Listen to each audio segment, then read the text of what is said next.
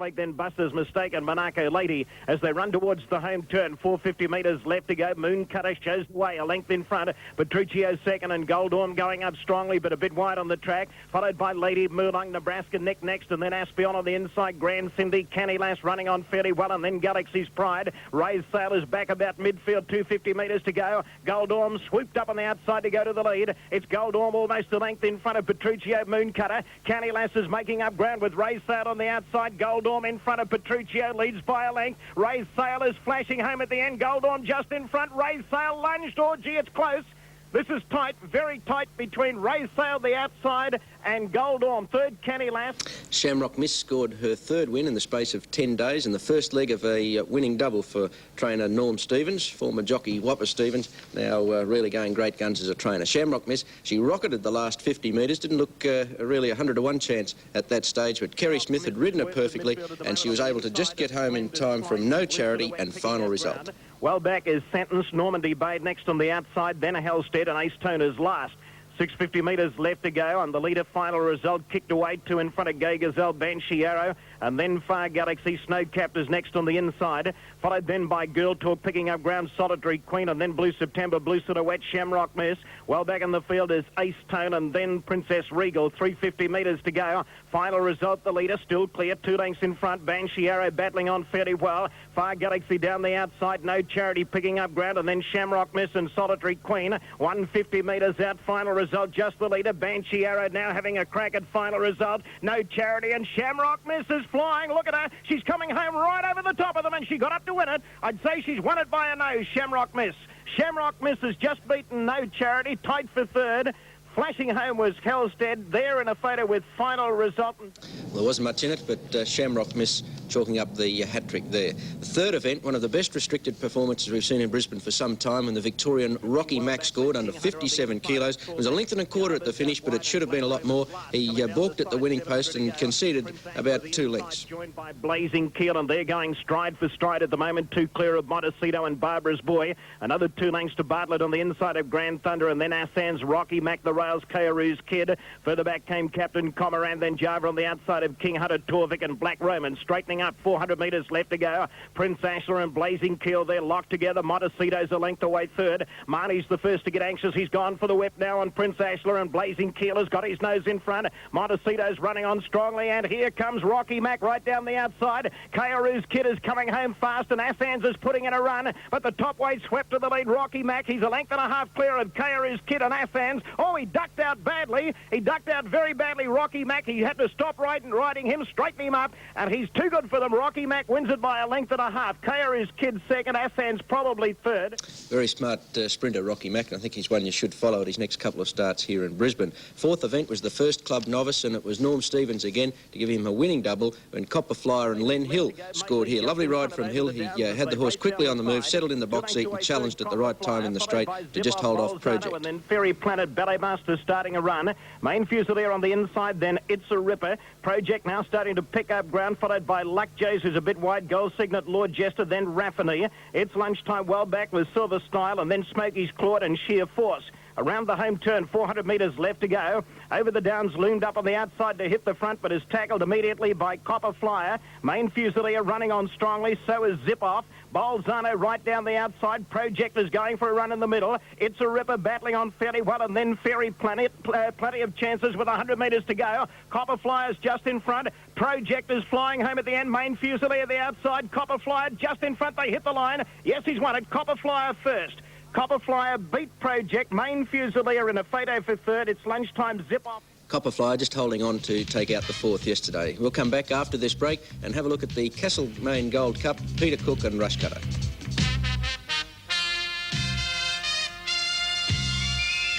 New Zealander Rushcutter, beautifully ridden by Peter Cook. The runner-up toyed pretty unlucky. He followed Rushcutter throughout and couldn't get a run. Cooper's Gold and Sovereign Patch dead heated for third in a very good finish. Al Dwayne from out wide is going fast with Mr. Merrymaker, Heroic Blaze, and Gadachi going up towards that leading bunch. Al Dwayne easing just out of that battle for the early speed. He's dropped back to fifth on the inside of Ballyman's Boy, then Rushcutter toyed on the outside. Sovereign Patch next, Rock Show's getting back in the field. Followed then by Zamboanga on the outside of Tide Time, and then Claim the Quest. Astral in second last, and most impressive is last. Heading up towards the 1600, the leader wants to pull a little bit. Gadachi leads by a length and a half. Cuba's Gold second, a similar break to Mr. Merrymaker, who's settled well third. 2 lengths further back, Heroic Blaze, and then El Dwayne on the outside of Rushcutter. Ballyman's Boyd next, racing on the outside of Toyd, followed by Zamboanga, and then Sovereign Patch, Tide Time Rock Show. A break of 2 lengths to Astralin, and then Claim the Quest, and most impressive is last. Heading up towards the 1200 now, and the leader, Gadachi. He's a length and a half in front of Cuba's Gold. 2 lengths away in third spot, Mr. Merrymaker, followed by Heroic Blaze, and then El Dwayne, who's picking up ground quickly. He's now moved to fourth, followed by Rushcutter, and then Ballyman's Boy, Toyd. Zamboanga next on the outside of Sovereign Patch, a break of 3 lengths to most impressive, who's starting a burst now. He's dashing up quickly on the outside of Rock Show, Tide Time. Well back is Claim the Quest, and Astralin at the rear. Just inside the 1,000, and the leader, Gadachi, 3/4 of a length in front of Cuba's Gold, who popped off the rails. A length and a half away third, Mr. Merrymaker, and El Dwayne is a neck back fourth on the outside. Then Heroic Blaze, followed by Ballyman's Boy and Rushcutter going forward. Zamboanga on the outside of Toyd. Then most impressive Sovereign Patch, Claim the Quest, Rock Show. Then Tide Time and Astral in last of all. Around the home turn, 450 metres out, Cuba's Gold loomed up quickly on the outside of Gadachi to go to the front. It's Cuba's Gold almost a length in front of Gadachi. Mr. Merrymaker running on fairly well, then El Dwayne. Ballyman's Boy is coming into it with a strong run on the outside, then Heroic Blaze, and Rushcutter's going for a run in the middle. Cuba's Gold still the leader, 250 metres out, but Ballyman's Boy has loomed up on the outside to hit the front. Ballyman's Boy just in front of Cuba's Gold. Now Rushcutter coming through, and Sovereign Patch from the clouds on the outside. Rushcutter takes the lead. It's Rushcutter just in front of Cuba's Gold. Toyd flying late, they hit it. Rushcutter has won it from Cuba's Gold, Toyd or Sovereign Patch. Ballyman's... Well, it was a tremendous finish to the Cup yesterday. Rushcutter getting home, but the second horse, Toyd, was desperately unlucky in the straight. Craig Dinn searched valiantly for a good 100 metres or a fraction more to get a split. When he did get clear, Toyd came quickly. And that's him in the blinkers and the blue colours, running about sixth. You can see Dinn's got nowhere to go. Now he finds a gap. Hands and heels, he's chasing after the winner, Rushcutter, who's also got the hood on. He's coming between runners to go to the lead. Peter Cook going for the whip. On the inside is Cuba's Gold. 3 out is Ballyman's Boy. Sovereign Patch 4 out. Now in the blue colours, getting between horses, is Toyd, chasing Rushcutter through. You'll notice in the last 50 metres or so, he takes a lot of ground away from the winner, Rushcutter. Sovereign Patch out wide and Cuba's Gold battling on well, but it was Rushcutter and Peter Cook successful. Craig Dinn, the Melbourne apprentice, desperately unlucky on Toyd, and he felt that he should have won when we spoke to him after the Cup. Craig, Toyd looked unlucky in the straight. Do you feel he should have won? Yeah, well, he had a pretty good run through the race. He followed the winner. He just held up a little bit in the entrance in the straight. Once he did get clear inside the 200 metres, he came to the post probably better than anything in the race. Yes, he's a horse that doesn't like to be smothered a lot, and as he was held up a bit, well, it didn't help him much. Last week at Doomben, he just died on his run. Obviously, that hit out had improved him. Yes, well, he did improve a lot from that run, and with a bit lucky, he might improve after this one as well. Well, Tommy Hughes said he probably won't run him now until the 4X Cup. Do you feel he's as well suited at Doomben as he is at Eagle Farm? I think the horse just got out a bit the other day, but I think he's a victim of circumstances during the race too. But I think he runs just as well on both tracks. Well, you haven't been able to land a winner here in Brisbane yet? No, not yet, but still hoping. I think the luck might change next week. Oh, it's got to change soon. In fact, the luck did change soon because Craig Dinn won the final event. But Peter Cook, he's a great jockey, any distance, any track, but he seems to excel in big races over staying journeys. And yesterday his ride on Rushcutter was a gem. And Peter was pretty elated after the Cup success. Peter, Rushcutter raced very generously today. Do you think the blinkers made a difference? Well, when he ran in the Cup, he tended to float his head in the last 200 metres, so we decided to put blinkers on him and give him a go with them, and fortunately it's turned out pretty good. He travelled beautifully today. You're always pretty confident? From the time we left the barriers, I got into a perfect position, exactly where I would have liked to have been, and the pace was on, which suited him, and I got a nice run up behind El Dwayne from about the 1,000 metres, and from then on I just tracked him up, and they bunched coming in the turn, and I had a nice run in behind them and got the split at the right time. Unfortunately, I got through. Peter, sometimes the 4X Cup can be a different proposition. Tighter track and the speed mightn't be quite as true today. Do you feel Rushcutter really needs a fast run race? Oh, I feel so, yes. What about the 4X Cup? Do you think he will run? I don't know what Graham's going to do at this stage, whether he'll run or he'll run Grafton.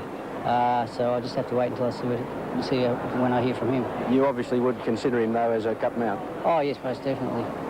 Grafton could be a good race for him as well. Well, also.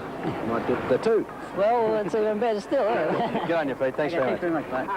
Sixth event went to Lord Penn in devastating style. He's a very smart young sprinter. He defeated Sir Biscay by 5 lengths. Lord Penn third on the fence at this stage. Iridium Maid over on the inside, and then Black Vintage, followed by Ruling Story going forward with Sodo Gay. Make It Trickers next on the outside. Further back in the field came Diverson, and then Rusty's Pride and Atlanta Lass as they straighten up. 400 metres to go. Mr. Mischievous has taken the lead now. He's a length in front. On the outside, Maracaibo Bay. Lord Penn clear at the right time. Then Kangaroos, Sir Biscay. Ruling Story running on fairly well, and then Brightman Verdict. Lord Penn strolled to the lead at the 200. He shot clear. He's a length and a half in front of Mr. Mischievous. Then Sir Biscay on the outside. Sodo Gay boxing on fairly well, but it's all Lord Penn, and he's streaking away in the run home to win it by 5 lengths. Lord Penn first, tight second and third. It's a 3-way goes. Sir Biscay, Sodo Gay and Black Vintage. I think we're going to hear a lot more of that Gold Coast 3-year-old Lord Penn. I think he's one to follow. 7th event was the Healy Stakes, a lead up to next week's Rothmans 100,000, and Kelly's Pool staged a great finishing run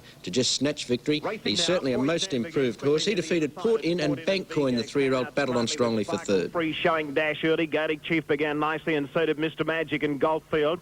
Manuin began fairly well. He's going up to about midfield, but a little bit wide. Royal Crest drifting back along the rails on the inside of Bankcoin. Our buddies well back in the field, about 4th last on the outside of Grey Khan, then Kelly's Pool, and Black Knight is last of all as they come down the side. 800 metres left to go, and the leader Goldfield ahead in front. Foy stands second on the rails. Mr. Magic is a length away. Third, beautifully placed. Port Inn, nicely placed. 4th on the rails, followed by Sparkle Free. Manuin going forward on the outside, but he's right off the track. Over on the inside, Vigo, our buddy, picking up ground. Final Affair well back as they run towards the home turn. 400 metres left to go. Foy stand the leader. Kicked away. He's a length in front of Goldfield. Then Port Inn. Mr. Magic popped the big question on the outside. Sparkle Free coming home solidly. Then Manuin and Final Affair right down the outside. Sparkle Free loomed up to go to the lead from Mr. Magic and Foy stand. Port Inn coming through on the inside. Final Affair out wide. And Kelly's Pool is getting a run late. Plenty of chances. Port Inn grabbed the lead. Kelly's Pool flying the outside. Port Inn, Kelly's Pool, they hit it. Kelly's Pool, I think, got up to win. It's very close. Kelly's Pool or Port Inn. Close for third as well. Bankcoin. It was an excellent training performance by Brian Wakefield to bring Kelly's Pool back from 1637 metres only a week earlier to score yesterday 1200 metres, and the time very fast, 1:99. A lovely ride by Len Hill. This is the slow-mo now. At this stage, it's Foystarn on the fence. Port Inn's the horse 2 out in the purpley colours. He gets the split there and goes to the lead. Further out is Mr. Magic, and then Sparkle Free in the orange colours. And you'll notice Kelly's Pool start to appear now. Here with the blinkers on his outside is Bankcoin, but it's Port in front in the shadows of the post. Kelly's Pool now 3 in from the outside, coming quickly. Len Hill, hands and heels, and a beautifully timed run to just get up and pip Port in with Bankcoin, a very good third. It's great to see Len Hill in such great form. He scored earlier in the day on Copper Flyer, which was just about the perfect ride from an awkward alley. And yesterday, Kelly's Pool, he settled him back in the field and then came with that great run late. And Len's on the comeback trail, and it's a plus for Queensland racing to have him in such outstanding form. We spoke to Len after Kelly's Pool had just made it in the Healy. Len, Kelly's Pool was on the fence coming around the home turn. Did you have a few worries about getting through? But I did at the stage, but I spoke to David Leach and the owners and Brian Wakefield, and I said, you know, I'd like to be able to ride him quiet and wait for the breaks. And Brian said, well, you know where the winning post is? He said, it's up this end, not at the scraping shed. And it worked out that way, but I was worried, about a furlong and a quarter out getting through, but when I switched out, he got his revs up and he really made it to the line, I'd say the last 80 metres. It was a top run. It was a good run. He's got 48 at this stage in next week's Rothmans. He's liable to a penalty.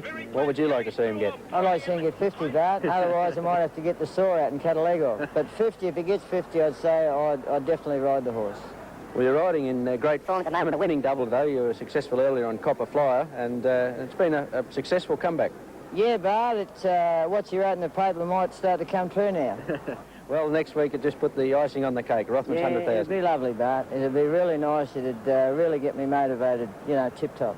OK, well, I think he's got a great chance. Yeah, I think he's in with a chance. If he draws an alley and gets the breaks, I think he'll be right there.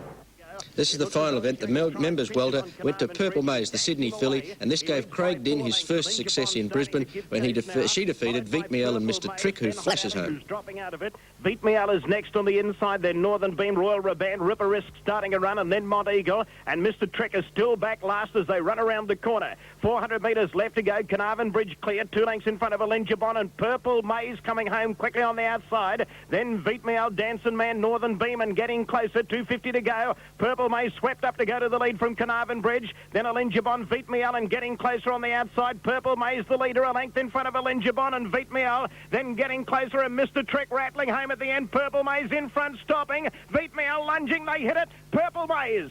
Purple Maze has just lasted to win from Vitmiel and Mr. Trick, who flew. Well, Purple Maze beating Vitmiel and Mr. Trick, the third place getter, probably the best 4X Cup trial of the day. He came from an impossible position under a big weight and he was flying at the finish. Here it is, Purple Maze, Craig Dinn going for the whip as the filly draws clear, and the yellow colours with the red cap is Vitmiel, and on the back towards the inside it's a Alinjabon in the green colours. His effort not bad, his first done for 3 weeks. Get out further, second from the outside, getting closer. Now here comes Mr. Trick, Marie Linden going for the whip, and he really drives to the line. It's Purple Maze, Vitmiel, and now Mr. Trick on the outside. Look how quickly he's overhauling those first two, and at another couple of bounds he would have had victory there, Mr. Trick. He's going to be pretty hard to beat with a little bit of luck in the 4X Cup in a fortnight. Now the TAB information from Eagle Farm. 7 and 6 the double, $225.20. 1, 7 and 6 the treble, $2,327.40. And the extra double from Eagle Farm, 3 and 12 paid $96.10. 6-pick and Division 1 jackpots again, so it's going to be a big pool for the Rothmans, 100,000 next week. Division 2, a nice dividend, $3,126 as a consolation, and Division 3, $242. So that might be worth keeping in mind for next week for Rothman's 100,000 day if you fancy your prospects of picking 6 winners in the TAB's 6-pick. Well, yesterday in North Queensland it was the Mackay Cup, and this went to Benarkin from Nairang Boy and Interviewer. Benarkin's working his way forward with Interviewer. 200 metres to go. Mel Murray pulls up his way to on dangerous mark. It forward on. Down the outside is Benarkin from Il Rubino and Hazer there. Benarkin's hit the lead with 100 metres to go. Benarkin draws clear and Benarkin wins the Mackay Cup. Tight for second, Nairang Boy just in front of Interviewer. A length and a half back. That was Benarkin, ridden by successful North Queensland rider Bernie McCall. We'll take a break now in Sports Scene and come back and have a look at the southern meetings.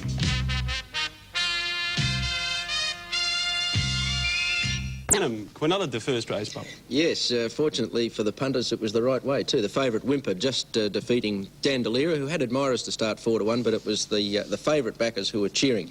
And Jack Denham, a very good trainer, but great with the youngsters. Whimper taking out the first by only a short head at the finish. That's Whimper 3 out from the fence, and Dandeliera, his stablemate, on the outside. Goes for Dandeliera at the 300 metres, and Hot Classic challenged by Whimper. Dandeliera a half length further out. Now the Denham horses are going to battle this out, Whimper and Dandeliera. They've grabbed a Hot Classic. It's Dandeliera coming at Whimper now. Whimper just in front, stride by stride. Dandeliera's getting it, but the post might be too close. Yes, Whimper hangs on to win it. Whimper's won it a half head to Dandeliera. Third home was Hot Classic. The second went to Lode O Gold, who's fourth at the home turn in the red and green colours, and lunges the last 50 metres to just get there. Lord Paddington, Vain Top, Sudden Impulse, and Dashing Vagabond not travelling well.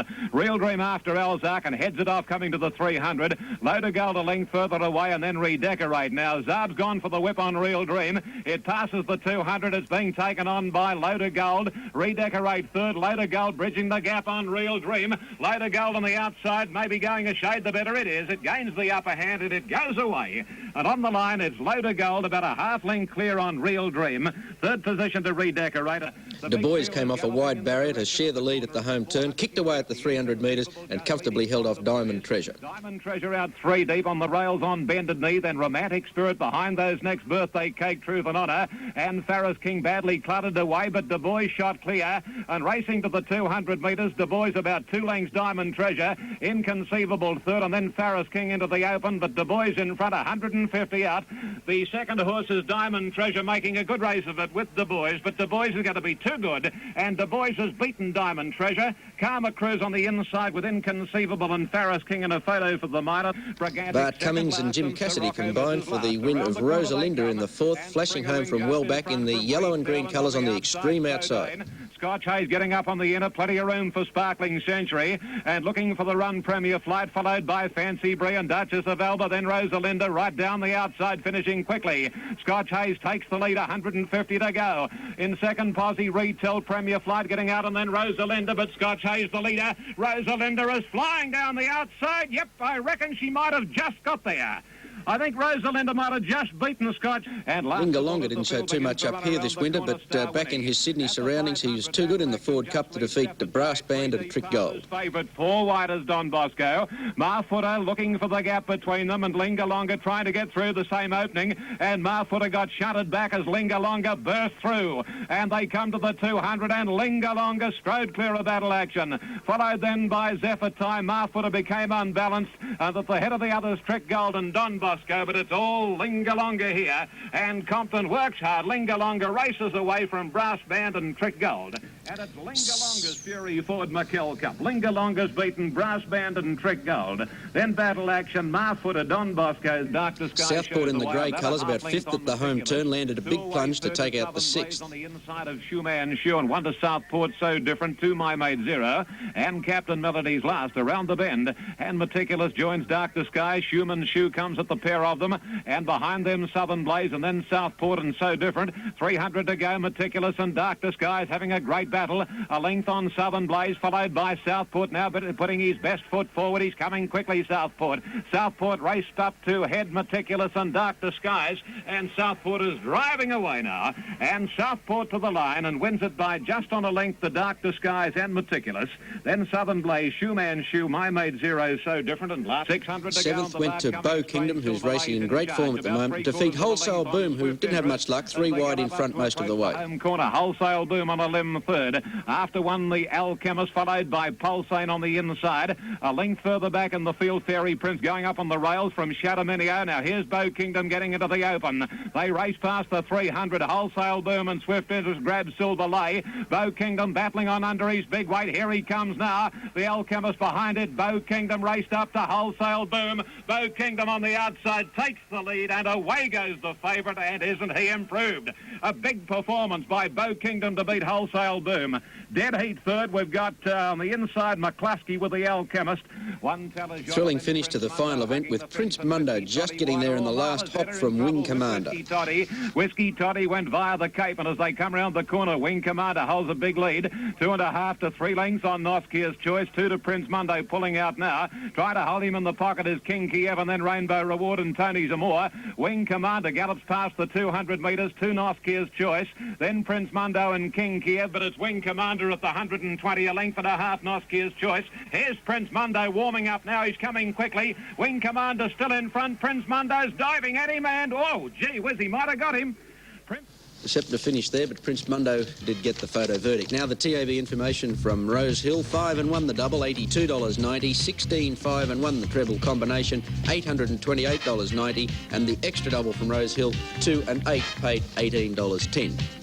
That was the action from Sydney. We'll turn to Melbourne and Moonee Valley after this break. The horse down there at this time of the year is not outstanding, and only 7 races yesterday. I guess most people must have gone to the footy. But there were 4 and 20 pies at Moonee Valley too. The first race was the 4 and 20 Pastries Handicap, and it went to Affected at 5 to 2. The leader in the blinkers at the home turn goes on pretty strongly in the straight to defeat Golden Comet. Struggling further back, Johnny Affected, the leader straightening up with Golden Comet, going to be the danger on the outside. Palace and Tree can't go on from Johnny, but Affected in front with 150 to go. Golden Comet trying to peg it back from Johnny, but Affected still in front. Ridden hard by Young Morn, and Affected's going to get the money in the first event. Affected 3/4 to Golden Comet, a neck away 3rd, Johnny. 2 lengths to Palace and Tree 4th, a gap then to Pinion. The odds-on favourite Red Opaque looked to be going all right at the home turn. He loomed up, but Arbitral kicked back strongly despite tendency to hang to score by a neck. Red Opaque put its head in front of Arbitral when they turned from Papal Princess at the 200-metre mark. Arbitral fighting on. Red Opaque on the outside, about a head in front. They come close together. It's Red Opaque with Arbitral fighting back, and they're clear of Papal Princess. Arbitral, Red Opaque going stride for stride. Arbitral's kicking on the inside, comes again, and Arbitral wins it ahead to Red Opaque. 2.5 away 3rd. Here's Papal Princess, followed by Fairy Saint, a gap then to Propeller. So Just was quietly ridden early, but got to the lead before the home turn to take out the hurdle. 3 to Sir Agrafo and 3 to Skyros Savant Arbutus, the other struggling, but in the straight, hard against the fence, and it's So Just with that glorious rails run at the 600-metre mark, heading down towards the last jump with a good lead over Zamenhof. So Just comes to it. Oh, he stepped straight through. He landed a length in front. Zamenhof having another crack at him, but So Just with the pull in the weights is too good. And So Just wins a length and a half. Zamenhof, 3 lengths Sir Agrafo, 5 lengths Skyros, then Savant. The favourite Contemplation took out the fourth at 5 to 2, always handy and was well in control in the straight. Contemplation gets a split and races to Reform Rogue and Mersey Star, the centre when they straighten. It's balked again, Contemplation. Mersey Star took the lead with 150 to go. Contemplation got up on the inside of it. They fight it out from Reform Rogue and Galactic Star rattling home. Contemplation in front near the line, and Contemplation gets the money. Contemplation a neck on the line, Mersey Star. Third's very tight. Sleeping Giant flashed home with Galactic Star. Might be Galactic Star third wide out from Sleeping Giant. This is the fifth, the steeple. It goes to the Orchardist, who's 3 out coming to the home turn and comes away after the last steeple. But the Orchardist first start over the big fences has raced to the front, straightening up now from Contract and Crown On and Region, and the Orchardist comes to the last with Contract going out after him again. The Orchardist comes to it, lands about a length in front of Contract and Crown On, and the Orchardist making his debut over the fences is coming away, and the Orchardist wins it by a length to Contract, a half to Crown On third, 2 lengths to Region. Now, this is a spectacular fall here. Wren's Pride, as we've showed you a couple of times recently, who'd be a hurdle jockey. A nice heavy tumble there as Wren's Pride went through that steeple a bit roughly there. They can have that business. The sixth event was the Wedgwood Handicap, keeping the 4 and 20s theme going, and it went to Imaguy, who scores at 13 to 2 from Street Music. Was 2 lengths in it at the finish. Further back from Imaguy, from Dithea. Street Music straightened up 2 in front. Urano looked to be the only danger, and Imaguy now getting home quickly. Street Music the leader into the straight. Imaguy finishing rapidly though, is coming at the leader and races up to grab the lead. Imaguy going home a mile the better. Thunder of Lemnos from a long way back, but Imaguy races away and beats Street Music 2 lengths. 2 lengths Thunder of Lemnos third. Then Burano, Dithea, Katie's Boy, the Boxer, followed by Path to Riches, Angelo's Bay. He's a couple the grey Gogong ran his rivals ragged in the final event over 2,600 metres, just outstayed Secret Diamond. Straightened up the grey, the jumper by 2 lengths. Second Desperate Sweep. Secret Diamond can't get out from Zam Gary. Lackland battling on. Gogong the leader, 150 metres to go. Can he hang on? Desperate Sweep is coming after him. Then Secret Diamond. Gogong still in front with 80 to go. He's going to do it, the New Zealand jumper. Gogong is the winner. Gogong comes away to win by 3/4. Secret Diamond second. Ahead third is Desperate Sweep. Now the TAB information from the Moonee Valley meeting, and it's 1 and 7 the double, $82.70, 2, 1 and 7 the treble, $454.50. That's our racing segment this morning. Don't forget Rothman's 100,000 Day next week at Doomben. On a Thursday morning, it's champagne with the stars, coffee with the stars, rum with the stars, whatever you want with the stars, they'll have it down. When for Lord Ballina, but? Well, he wasn't the favourite, but Mick Dittman was the punter's favourite. He's got a great record in all races, but particularly feature races. It was his 3rd Rothmans success and gave the incomparable Tommy Smith his 6th Rothmans win. So while the Smith stable's been down in their luck during the Winter Carnival, you can't keep a good man down. Tommy bounced back yesterday with Lord Ballina. First event from Doomben went to the bookies with the 50 to 1 outsider, Power Arrow. He's the joint leader on the outside at this stage. He overcame a wide barrier to defeat New Jersey, Dark Devil. Have a look at Tingo Tango getting into 4th place. A great run. Devil, who's picking up ground. Further back then came Ascanis. Timbry Glasses next on the outside of Pearl. A length further back then to Direct Mail. Further back in the field came Tingo Tango, and then Cable Boy on the outside of Morning Lift, Enunciate, then Citrine, Sierra Sand. Manea's last of all, Raymond Artist up running about 6th. As they come around the home turn, 350 metres left to go. Power Arrow shot away, a length and a half in front of Excella Star. New Jersey running on fairly well, and then Dark Devil. Dan Du Siècle to the outside, starting a run, and then Raymond Artist. Power Arrow clear with 150 to go. New Jersey looks the danger on the outside. Dark Devil running on fairly well. Power Arrow still a length in front. New Jersey and Dark Devil making ground, but I think the post is going to be too close. They hit it. Yes, Power Arrow has just won it. Power Arrow first, New Jersey second, Dark Devil third. Well, that was the first event from Doom yesterday. The bookies were cheering, and they were still cheering after the second, with 25-1 chance. Brash Sun nailing High Sport right on the line. The favourite poured in, given every chance by Gavin Duffy. Very quickly on the outside, moving up into about third place, and Survive is showing plenty of speed, but he's trapped right off the track, beautifully placed on the rails, a length away fifth is Port In, then White Jewel, Grey Khan, followed by Selbark. Getting well back in the field, Brash Sun, Buljet second last, and Patira has now dropped out last. He's gone for home on this leader. 450 metres left to go as they come towards the home turn. High Sport 5 lengths in front. Port In, Runner Shore second and third. Kentish is fourth on the outside, followed by Selmark and then White Jewel Survive. Grey Khan pull to the outside and then Brash Sun. High Sport still nicely clear. 300 metres to go. Leads by 3 lengths. Port In running on strongly now. On the outside, Runner Shore starting a run, and Brash Sun is coming home strongly. High Sport in front, stopping. Port In coming out after High Sport. Brash Sun is flying on the outside. High Sport's kicked again. High Sport just in front. Brash Sun lunge right on the line. Gee, it's close. This is tight. Very tight between Brash Sun and High Sport, and it could go on. With Brash Sun just getting the photo verdict there in the last couple of strides. Well, it looked like at all the earmarks of a disaster for the punters when the third event, and it came to 80-1 chance Bucking Rip. He led throughout. The dawdling speed early certainly made it very hard for the back markers. I thought the effort of Mr. Trick to get fourth under the circumstances was good. Secret Bay also lost no admirers for next week's 4X Cup with his effort. But Bucking Rip in that green and pink colours going to the lead. Rock Show and Heroic Blaze. By gee, they're only cantering as they run to the winning post the first time. There's no speed on at all. Bucking Rip pulling hard, leads by a length. Secret Bay second, Elduena's ahead away third, but caught a little bit wide. Charles Heidsieck fourth over on the inside of San Lafair. Then Estuary on the inside of Heroic Blaze, Mr. Trick, then Fox Seal and Rock Show's last. Heading up the Nudgee Road side now, just over 1,400 metres to go. Bucking Rip's the leader. Bucking Rip by a length. Elduena second. Secret Bay is a half length away third, and he's settled beautifully. He's in a lovely position third on the inside. Then San Lafair, who's pulling hard.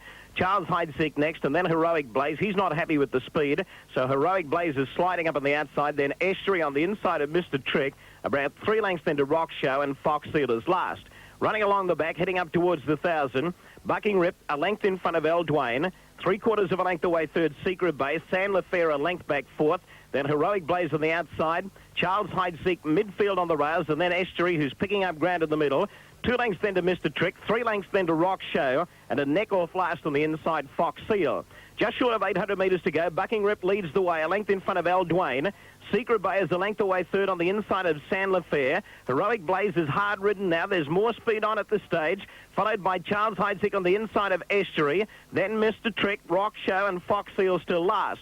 Onto the home turn, 450 metres out. Bucking Rip a half length in front of Elduena as they straighten up. San Lafair coming at the leaders quickly on the outside. Secret Bay just behind them, then Charles Heidsieck. Mr. Trick now pulled to the outside, and then Estuary. Rock Show starting a strong run, and then Fox Seal. 200 metres left to go. San Lafair loomed up on the outside of Bucking Rip to go to the lead. Secret Bay in third place. Mr. Trick making up ground on the outside, but it's Bucking Rip in front with 50 metres to go, and Bucking Rip in a real boil over wins it by a length and a half. Bucking Rip first, Secret Bay second, close third, San Lafair, Mr. Trick and Elduena. Well, that was Bucking Rip and gave Kerry Smith 2 of the first 3 races, and he was narrowly beaten in the second on High Sport. The slow speed early certainly made his task easier, Bucking Rip. Now, this is inside the 200 metres. He goes for the whip, Smith, on Bucking Rip, as on the outside San Lafair, and between runners comes Secret Bay. Mr. Trick not in the picture at this stage, but you'll notice him run on late. It's still Bucking Rip. He shows great courage under desperate riding from Smith. Now, this is Mr. Trick on the outside in the red cap. He makes up good ground in the last 100 metres, and this is quite a sound cup trial. Secret Bay also stretching out nicely to get second. On the line, he was really starting to wind up, and he certainly is in the 4X Cup with some chance. Second division of the Chairman's Handicap, and a very good performance. Out in front again, Crawford. Shane Scriven, the rider. He goes on to defeat Glentease and Healy's Hope. In fourth place, then Rose and Thistle claim the quest. Healy's Hope is awkwardly placed at the moment, just held up for a run. And then Glentease, who's calling a Hussar's Command. To the home turn, 400 metres left to go. Crawford will straighten up almost a length in front of Red Shirt. How to Blush third on the inside. Rose and Thistle working clear. Claim the quest down the outside with Glentease, and Healy's Hope she can't get out. 200 metres to go, and he's kicked away on Crawford. Crawford nicely clear. He booted away from them. 3 lengths in front. Rose and Thistle, Glentease on the outside, making up ground. But it's go to woe for Crawford, and Crawford wins it easily. Crawford first, Glentease second. tight for third. It's a photo between How to Blush and Healy's Hope. She only got... Crawford's firmed right into 4X Cup betting with that all-the-way win. I feel that he's going to be further improved. That was his first run over a middle distance. So he gives Queensland a great chance in next week's Cup. That's the first four from Doomben yesterday. We'll take a break and come back and have a look at the Rothmans 100,000 and Mick Dittman.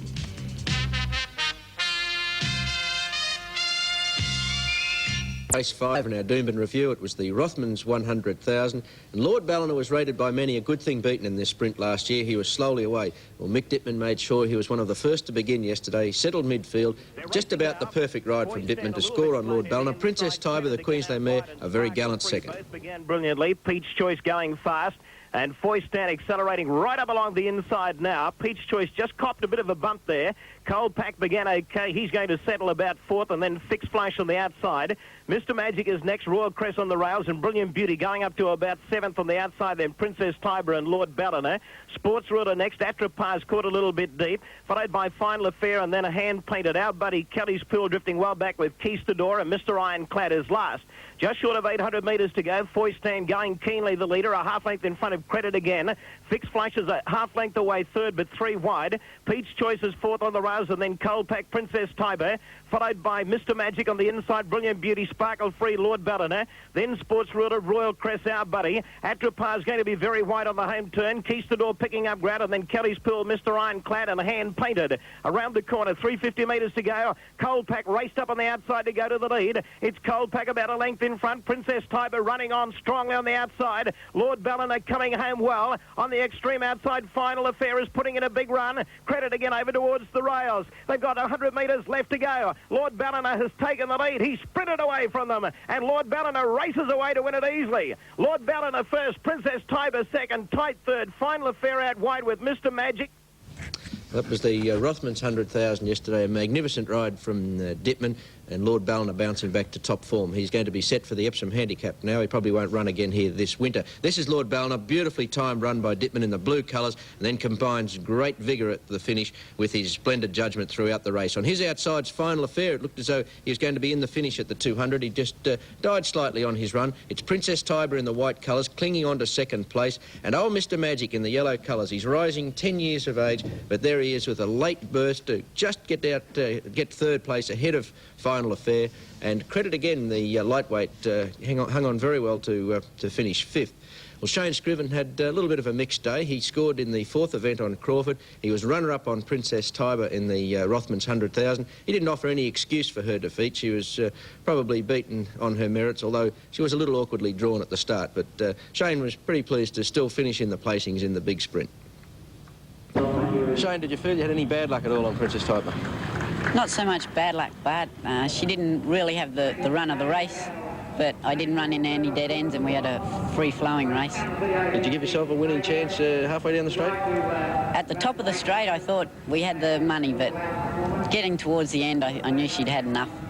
Right, well, she certainly did give Queensland a great sight there, but earlier in the day he was successful on Crawford. Now he gives us a good chance in the 4X Cup next week. In the Cup next week, he'll be one of the ones to beat, I'd say, yes. He settled quite well out in front, but probably the experience over the ground will help him. It will, yes. I'd say he should take up a nice position next week, and he'll be running on at the end. 48.5 kilos. Will you have to go a bit light at the feed bin this week? I might have to start now, but I think we'll get there. Be worth it, you think? I think so, yes. Good luck next week, Shane. Thanks very much. Shane Scriven, who's looking forward to his Cup mount on Crawford next Saturday. Of course, Mick Dittman, the Queensland champion, even though he's based in Sydney now, we still acclaim him as a Queenslander. And the big crowd at Doomben yesterday gave him a rousing cheer when he scored on Lord Ballina. It gave Mick, as I mentioned earlier, his third success in the Rothmans. Mick, were you happy with the run all the way? Yes, but he got back a little bit, but he's the type of horse you got to let him be where he wants to be, where he's happy. And they went very fast, and as I say, he got back on the field a bit, but he had a lovely clean run. No interference, no bumping. He got, you know, carted forward from about the 600 metres on, come up behind the leaders as they straightened up. He was coming off the track a bit, but as I say, he was getting a cart forward. He tackled the leaders quickly, just coming down to the 200. So, you know, in in these big races, if you don't get a good run, it's very hard for you to win. And, you know, in that sort of race, I would regard him as getting a perfect run. Mick, he has failed previously in big races. Do you think that now he's sort of putting his act together a little bit better and he's got a chance in the spring? He's a funny horse to train. He's a sort of horse that he always races well first up. His first 2 or 3 runs are always very good. You know, in the past, he's had quite a number of runs leading up to the big races, and by the time he's got to them, most of the time he's sort of trained off a bit. He might be a little bit weak constitution, you know, as a racehorse, but he hasn't done much with him this week, and Thursday morning he went round about 3/4 pace, and he settled nicely in his work, and I just had that bit of a gut feeling about him that he was going to race well. You know, he looked an absolute picture in the enclosure, and, you know, I think he was spot on the day, you know. Mick, what about the 4X Cup now? Have you got a chance of winning the double? Well, I haven't got a ride in this yet. Which one would you like to be on at this stage? Well, I don't really know, but I was impressed with Jeff Burns' horse, Crawford, today. You know, he pulled a bit in front, first time over middle distance, and he's got no weight in his back. And, yeah, I tell you what, I wouldn't mind riding him. It'd be a good ride. 48.5? I might get down for it. This is the 6th event. Shane Scriven wrapped up a winning double when he scored here in the last bound on Splendid Performer to defeat Magnifier, and our Mandolin runs on strongly late for third. Followed by Tamarind, and then Felinity on the inside of Gladius. Lyman Eyes, our Mandolin. Far Galaxy picking up ground. La Tepo's next on the rails, and then Prance Raffinese. Shamrock Miss still 4th last as they come towards the corner. Then I'm a Finito, who's racing on the inside there. And last of all is Kudjeri, running around the home turn. 400 metres left to go. And moving up quickly on the outside, Far Galaxy is tackling Cassie's Kid. They're about 2 lengths in front of Splendid Performer, who's clear at the right time if she's good enough. Then Galaxy Gal, Tamarind next on the outside, and then our Mandolin. 150 metres to go. Montefiore loomed up quickly to go to the lead. It's Montefiore just in front. Splendid Performer coming out after Montefiore. Montefiore just in front, slowly but surely. Splendid Performer is grabbing her. They hit it. Gee, this is close. This is very tight. Splendid Performer on the outside in a photo with Montefiore, and third, maybe our... Riding at the peak of his form at the moment, Shane Scriven to score a narrow victory there on Splendid Performer. The 7th again went to Dittman. Burnett Khan holding off a determined bid from Rocky Mack, who was well ridden by Greg Hall from an awkward barrier. Rocky Mack began very quickly, but trapped off the track in the early stages. Grand Thunder, Life's Ambition, showing plenty of speed. On settling down, Water Wagon shot through to beat the leader, a length in front. Afro Lady running second, followed in third place by Bond Princess, and then Jurisdiction, who's pushing through in the middle. A length and a half to Grand Thunder, followed by Regius. Argonaut Rose has drifted back to about midfield on the outside of Burnett Khan, then Life's Ambition. Abson's getting well back, Kayaru's Kid, then Rocky Mack on the outside. Crafty Indians back, third last on the inside of Some Charm, and Arctic Hayes is last of all. Coming to the home turn, 500 metres left to go. Water Wagon's the leader, a length in front of Jurisdiction, who's going pretty easily in second place. Grand Thunder starting a run, and then Afro Lady, Bond Princess on the rails behind them. Regius coming home fairly well, and Burnett Khan now pulled to the outside. In the straight, 300 metres left to go. Water Wagon joined by Jurisdiction, Grand Thunder, and Burnett Khan on the outside. Dittman winding him up, and now here comes the favourite, Rocky Mack. He's storming home out wide. Burnett Khan in front. Rocky Mack's picking him up. Burnett Khan hanging on. They hit the line. Burnett Khan first. Burnett Khan beat Rocky Mack. 3 lengths away third. Some Charm. The punters fought back strongly with the victory of the favourite Vita in the final race. This is a very good race bear. A nice ride by Carl Simons also. She was awkwardly drawn, but Simons manoeuvred over. Got a lovely run through from the 600. Then in the straight, just had to ease her across their heels. Once she balanced up, she really rocketed to the line. Couple flies a length away third, then dining out fourth on the rails, pushed along a little bit. Followed by Tall Silver picking up ground, and Delegates coming into it with a well-timed run. Bartlett went right off the track on the turn into the straight, topped the ton in front. He's joined quickly by Copper Flyer, Delegate and Tall Silver on the outside, running on strongly. Dining out behind them, and now Vita hitting top gear. It's Tall Silver just in front of Delegate. Vita coming at the pair of them on the outside. Delegate's just in front. Vita swamped Delegate now, races to the lead, and races away at the end to score easily. By gee, when she put her mind on the job the last little bit, she looked good. Vita, an easy winner. Delegate second. Now, Haro may have got third just in front. I think we're going to hear a lot more of Vita. She's a very impressive mare, and I'm sure she's going to eventually get through and win a good race. So look now at the TAV information from Doomben yesterday. 7, 5 and 13, the treble, $16,617.16. The double, good dividend there, $101 for the Mick Dittman daily double, 5 and 13. And the extra double, 8 and 5, paid $15.70. Now the 6 pick, the combination there, 7, 4, 5, 8, 13 and 5, again proved elusive, so it jackpots to 4X Cup Day at Doomben next Saturday. Division 2, a bit over 2,500, and Division 3, $510.70. It's our Brisbane segment this morning, but we'd like you to plug in at this stage for Beau Desert Boys Town on Thursday. You coming down, Pete? It'll be a good day. What's on? We've got Charity Day for Beau Desert, and it's good racing, but the social atmosphere is something else. It's a country atmosphere, but it's a very worthy cause. It's the annual event, and we can get the bus down so we can let our hair down if we get down there. If you haven't got to work that night... I'm just a boy still. I was just down at Coralbin the other day. The weather down there was lovely. You drive. Well, I might drive the bus home. But that's something we commend to all punters. Beau Desert Boys Town on Thursday. And the Bonza liquor dealers are going to organise some buses, and I should imagine that they'd supply a few little goodies too. So keep that in mind. Thursday this week, Beau Desert Boys Town. Of course, next Saturday is 4X Cup Day. We'll take a break now in Sports Scene, come back and have a look at the Rose Hill meeting in Sydney.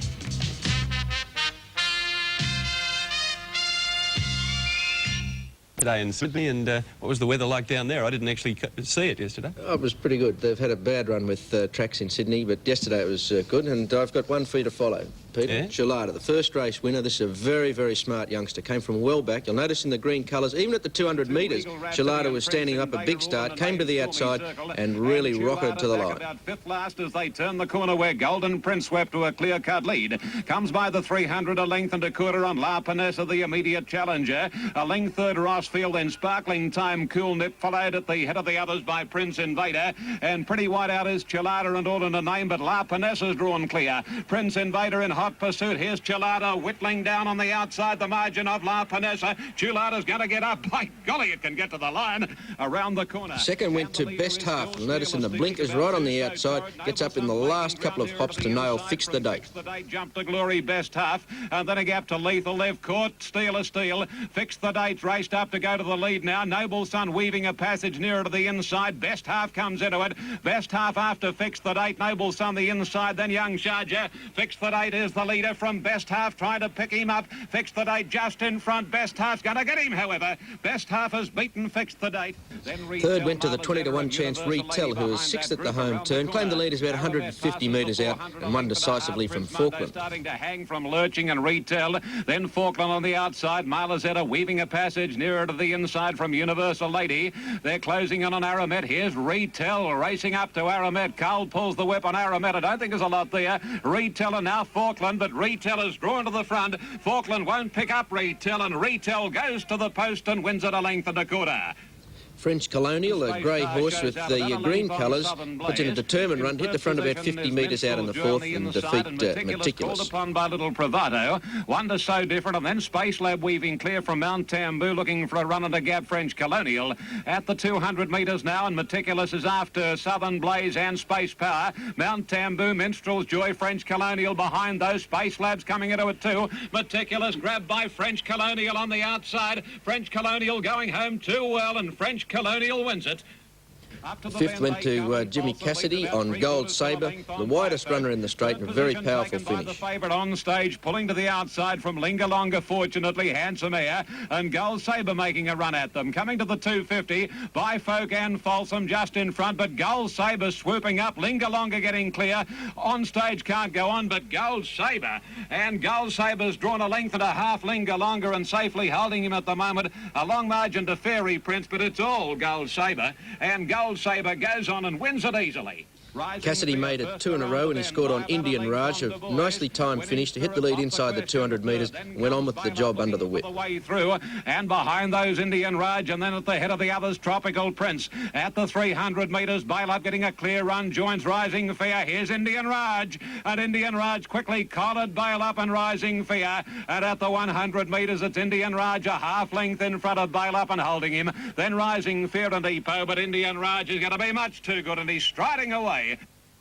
Probably Australia's most improved horse and one of the most consistent, certainly. Beau Kingdom, under a big weight in the welter, ran on powerfully to just grab Jax. Straightening up at the 400, and Jax leads, plenty of room for Greenridge on the inside. Miss Lucy third, then We Own a Devil, followed by So Tip and Boscafella, at a gap to Beau Kingdom, putting in his run on the outside, but Jax leads a length. Greenridge, Beau Kingdom, So Tip and Boscafella battling on. The leader is Jax. Beau Kingdom is coming at him now. Here comes the top weight, Beau Kingdom. Go, Beau, and Beau!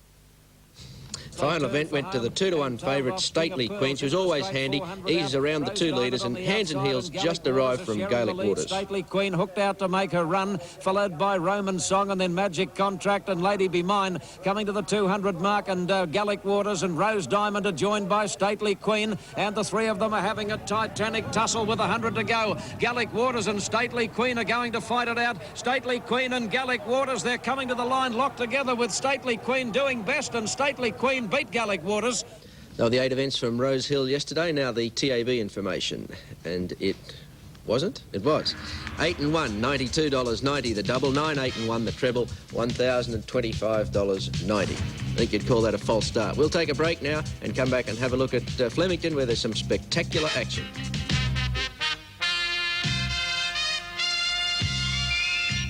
A fall in the hurdle. And we've said many times those jockeys in the hurdle and steeple race in Melbourne earn their money. Well, you can see just why today. This is the opening race. It was the steeple. Went to Contract, who won by a minute. He was well clear at the home turn. He led throughout and defeated Tengahari. Tengahari gets to second. Brigade can't go on, but Contract comes to the last with a big lead. He goes over it safely, about 5 in front of Tengahari. Then the Orchardist battling on, and Brigade is going to miss the place, but Contract running down to the 150-metre mark. Still about 4 or 5 lengths in front of Tengahari, who's only plodding at the moment. So too is the Orchardist, but the Contract is going well. He's still nicely clear, Contract, and they're not going to pick him up. And Contract is going to take out the first with a good exhibition and win it about 4 or 5 lengths. Contract the winner about 4 or 5 lengths, Tengahari. 3 lengths the Orchardist third. A long gap Brigade. An Arbitral out. Second event went to Reputed, who just held on at this stage in the red cap, cruises up to the lead, but All Spades, ridden by Darren Gauci, slices through on the inside to make it very interesting. Hydrology from All Spades running down to the 300. Reputed about a half length in front of Go, Benny Sabanella. All Spades getting a run through, coming home well, and Honeybridge just further out, 100 to go. All Spades, Gauci drives it up on the inside of Reputed from further out, Red Opaque, but Reputed still the leader. All Spades pecking it back on the inside. Reputed still in front of All Spades. They hit the line, possibly Reputed from All Spades in a photo. 2 lengths away, third, Red Opaque. The third event was the Grand National Hurdle. It went to Planinka, trained by Rick Hall-Lacey, who, of course, we know well up here this winter with his wins with Kenny Lass and Fox Seal. Well, he's certainly a great trainer of horses over the sticks as well. Planinka. This is the fall, though, coming up now. It's Gogong in front. A half into my outright. Oh, Gogong went through that. Gogong has gone down, the leader. Gogong crashed through, and he's brought down Zamenhof. Zamenhof is out of the Grand National Hurdle, and so is Gogong. Here they go in slow motion now, and it's Gogong down on his nose, and over he crashes and brings Zamenhof down. Quite a spectacular fall. You notice the rider of Zamenhof actually goes under his horse and appears to be galloped on. And the rider of Gogong, very quick action there, he jumps up and grabs the horse. But that did disrupt the field a little bit, but as we'll show you now at the finish, I don't think it made any difference to the result, because Planinka, in a great display here, 4,800 metres was the journey, and he was going to the post very powerfully. He's not the best over the sticks, but on the flat he's too quick for them. Towards the second last, comes to it, jumps it, oh, he landed it only awkwardly there. Planinka about 3 lengths, so just, and Quabite finishing home fairly well. Here's the last coming up, Planinka 4 lengths in front. He goes through the last, but he landed 3 or 4 lengths in front. Harnett starts to pull the whip on him. He's 3 lengths in front of Quabite out of the pack, but it's Planinka still the leader from Quabite, and so just. Planinka's giving plenty, and it's Planinka's Grand National for 85. Planinka coming on to win the National by 3 lengths. Second home is Quabite, a length to so just, a gap to Sir Agrafo. Down the grandstand. This is the fourth event, went to Karabahar on the inside. Shot away about the 300 metres and scored very easily. 250 to go, where Karabahar burst to the front. Karabahar has dashed away from Stiletto Star, Maybole Miss, Bell Spirit, and they're a mile in front over there, and it's Karabahar racing away, an easy winner. Karabahar draws away to win at about 4 lengths. Second home, Maybole Miss, 2 lengths, Stiletto Star third. Then Quiet, further back Bell Spirit.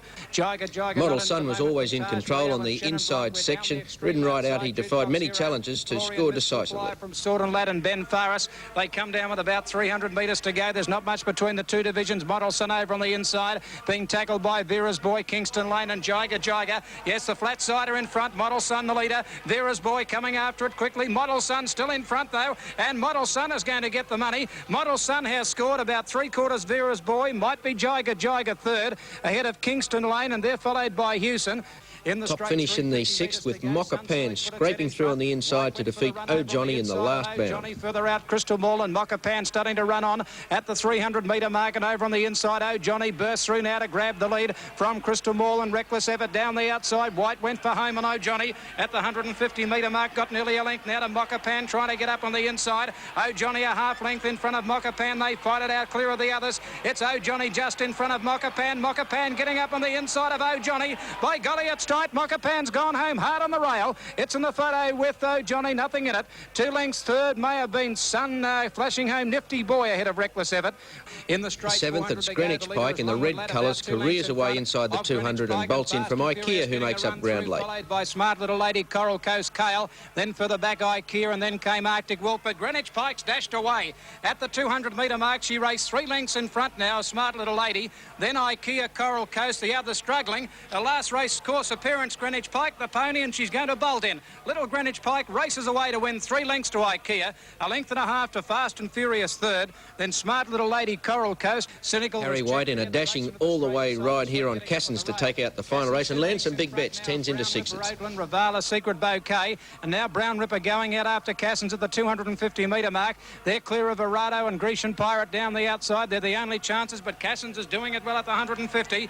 Over a length and a half in front of Brown Ripper, a gap then to Arado and then Grecian Pirate. But White riding hard on Cassins is going to lead all the way. Brown Ripper can't get to it, followed by Arado and Cassins, an all-the-way winner in the last by 3/4 to Brown Ripper. 3 lengths away, third in the race is Arado, a gap then to... It was Grand National Hurdle Day from Flemington yesterday. Now the TAB double and treble information. 18 and 9, the double, $1,043.50. 2 18 and 9, $7,824. And the extra double from Flemington, 2 and 5, paid $96.50. It's our racing segment this morning. As far as most hardened punters are concerned, they seem to think the lady riders are inferior, but Marie Linden more than held her own yesterday. A superb ride on Mr. Trick to take out the Cup. She's the second lady jockey and, in fact, the second New Zealand lady jockey in 3 years to win the 4X Cup. Diane Mosley having won in 1982 on WM. We'll get to the Cup later. The first event, Bank Coin, ridden by Darren Goff. He's in 4th place on the inside in the mauve colours, and he goes on to score very well. Bank Coin is ahead back 5th on the rails, and then Royal Crest on the inside of Black Knight, and Hand Painted's last. Down the side, 600 metres left to go. Our buddy's doing it pretty easily at the moment. He's coasting along out in front, leads by a length. Grey Khan second, some unit a half length away third, then on Grand Vitesse. Bank Coin held up for a run at the moment on the inside of Hand Painted, followed then by Black Knight, and Royal Crest is last. Around the home turn, 350 metres to go. Grey Khan loomed up quickly on the outside, and it's the old timer going to the lead. It's Grey Khan kicking away from them, 2 lengths clear. Our buddy in second place, some unit running on fairly well. Bank Coin getting clear. He's rattling home on the outside now. Grey Khan just in front. Bank Coin joining him pretty quickly. Bank Coin loomed up on the outside, went to the lead. He shoots about a length and a half clear of Grey Khan, then Black Knight, and Bank Coin's far too good in the run home. Smart 3-year-old Bank Coin and an equally smart 3-year-old Sir Biscay, who took out the first graduation. He was nicely handled by Ken Russell, and he went on to score a very good win. But King Randell ran on generously to get second. I think he's one to follow. The favourite Howling Success and Abject Fogo. 3/4 of a length in front of Atlanta Lass.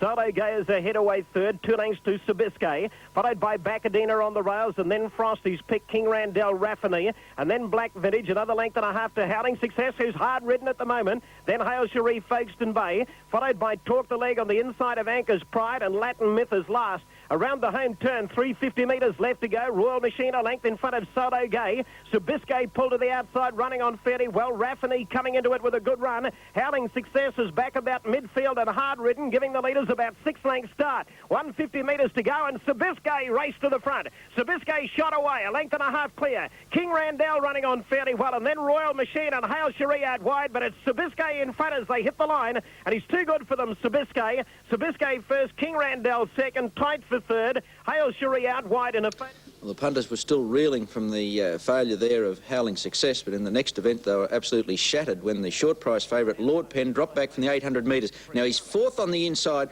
From about this point he just drops right out of the race as though he hit a brick wall, and he was later subject of exhaustive veterinary tests. Avenotto, the winner, going up towards the lead now. Backwards, Lord Penn. Tall Silver now fourth, followed by Groverly Boy and then Sir McGill. Lord Penn, something must have gone wrong with him. He's dropped out second last as they come towards the home turn, and he's still hitting him hard with a whip. 1,000,000 to 1. Around the corner, 400 metres left to go. Avenotto shot to the lead now, 3 lengths in front of Tall Silver, followed by Silver Style on the outside, then Brightman Verdict. Frisky Joe, My Politician, Sayalby Princess, 250 metres out. Avenotto nicely clear, 3 lengths in front. Silver Style in second place. Delegate running on fairly well on the outside, but with 100 metres to go, Avenotto's well clear, and he's got it 1. Avenotto, 4 lengths in front. Sayalby Princess running on gamely, will fight it out for second with Silver Style, but as they hit the line, Avenotto eased down, wins it easily. Close second and third, Sayalby Princess or Silver Style. It was an easy victory there to Avenotto and gave Kerry Smith another win. He's been riding in great form and with plenty of luck lately. Fourth event was the Boarhead Graduation. Blazing Keel's in front, doing it easily, and he kicks away in the straight to defeat Quistador, who makes up plenty of ground, and Rocky Mac third. Rocky Mac nice and handy, only 4 lengths from the leader, followed by Vincere and then Splendid Performer, who's pushed along, El Jadadi, then Quistador, followed by Chief Warrior Tennis as well, back with Sharp Arrow and Royal Wagons last. Coming onto the home turn, 450 metres to go. Blazing Keel about to be joined by Avadana. Star Practice is a length away third on the inside. Crafty Indian to the outside, running on fairly well. Then Rocky Mac, Khan, Splendid Performer, and Vincere with Quistador to the outside. In the straight now, 300 metres to go. Blazing Keel kicked away. He's a length in front. Coming home strongly, Crafty Indian, Rocky Mac, and Quistador right down the outside. But Blazing Keel has still got a nice break. 100 metres left to go. He's 2 lengths in front of Rocky Mac, Quistador, and then Crafty Indian. But it's Blazing Keel in front, close to home. He's too good for them and push right out, wins it by 1.5 lengths. Blazing Keel first, tight second and third, Rocky Mac and Quistador at a photo. Blazing Keel scoring comfortably to give Sydney rider John Grisdale a victory at his first ride at Doomben. They were the first 4 from Doomben yesterday. We'll come back and look at the Cup.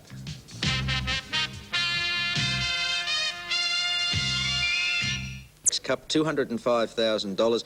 And there were plenty of people who doubted Mr. Trick at 2,200 metres, Marie Linden in a big race pressure situation. Well, they both came through with flying colours. Mr. Trick, he was slowly away. He was actually last turning out of the straight, and he goes on to score. Have a look at Toyd in the blue colours coming from outside barrier. Craig Dinn miraculously finds the fence after they go 150 metres, and his ride certainly deserved a better fate. Up to contest the lead, Abbott and Haley's Hope just behind them with Cuba's Gold.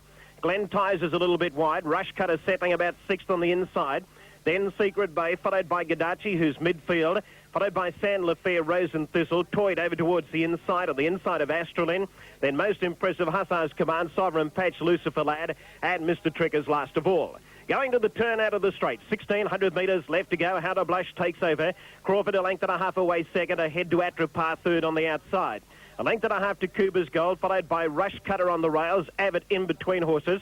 1 length further back to Haley's Hope, who's nicely placed. Secret Bay next on the inside. Then San Lafair Gadachi, followed by Rose and Thistle on the outside of Toyd. 1.5 lengths to Astralin, picking up ground on the inside of Glen Ties and splitting that pair in the middle, most impressive. Sovereign Patch is taking the shortcut, sneaking up along the inside, then Lucifer Lad. Hussar's Command second last, Mr. Trick at the rear. 1,000 metres left to go, not much speed on. How to Blush the leader, she leads by 1.5 lengths. Atrapar second, Crawford beautifully placed third on the inside. Followed by Cuba's Gold, 1 length then to Abbott. Followed by San Lafair picking up ground. Haley's Hope going forward. Toyd nicely placed. He's off the rails, putting in a run. Then Rose and Thistle. Rushcutter seemed to lose his position there. He dropped back quickly. Passed by Gadachi, Hussar's Command, and Secret Bay. Picking up ground is Lucifer Lad. Mr. Tricker's now starting a run. 1 length then to Astralin. Sovereign Patch most impressive, and Glen Ties last. Inside the 600 as they race to the corner, Cuba's Gold loomed up quickly on the outside and ran to the lead. It's Cuba's Gold shooting to the front as they race to the corner. San Lafair there at the right time. Haley's Hope is 1 length away third, followed by Atrapar. Crawford struggling over on the rails, and then Toyd, Abbott, Rose and Thistle to the outside. 300 metres to go. San Lafair swept up on the outside and she ran to the lead. It's San Lafair just in front of Cuba's Gold, who's kicking again. Then Haley's Hope. Here's Mr. Trick and Astralin right down the outside with great runs. Cuba's Gold fought back. He's just in front. Astralin and Mr. Trick flying on the outside. Is going to be a big finish. They hit it. Mr. Trick got up to win it by a nose. It's a great finish. Mr. Trick, Cuba's Gold and Astral in, and a great three-way go for the... There we are, another feature race to the Kiwis. Mr. Trick scoring narrowly from Astralin. Now, there was a protest in this race. Greg Hall, the rider of Astralin, protested on the grounds of interference over the concluding stages. Here's the slow motion. It's Cuba's Gold on the fence. Sandlerfair actually gets her nose in front of him. Healy's Hope in the yellow colours. Now, the two horses on the outside coming together quickly are Mr. Trick in the red cap and Astralin on his outside. And Rose and Thistle just on their inside. He got a couple of whacks over the snout with the whip there, Rose and Thistle. It's Cuba's Gold kicking back to get the lead, but here come the challengers. On the outside, Mr. Trick, and right on the extreme outside is Astralin. A great struggle in the last 100 metres that pair had, with Mr. Trick just keeping his nose in front of Astralin, and Cuba's Gold very, very close up in third place. Well, Marie Linden, she was the toast of doom. It was one of the biggest crowds I've seen wait back around the enclosure to have a look at the presentation. I don't know who was the star, Marie or Mr. Hinds, who presented the Cup yesterday, but Marie was very, very excited, and well she might be, and we had a word to her just after the presentation. Marie, you had a little problem again at the barrier? Yes, Bart, he played up yet again in the barrier and made a very slow beginning. You were well back, a big field. How worried were you?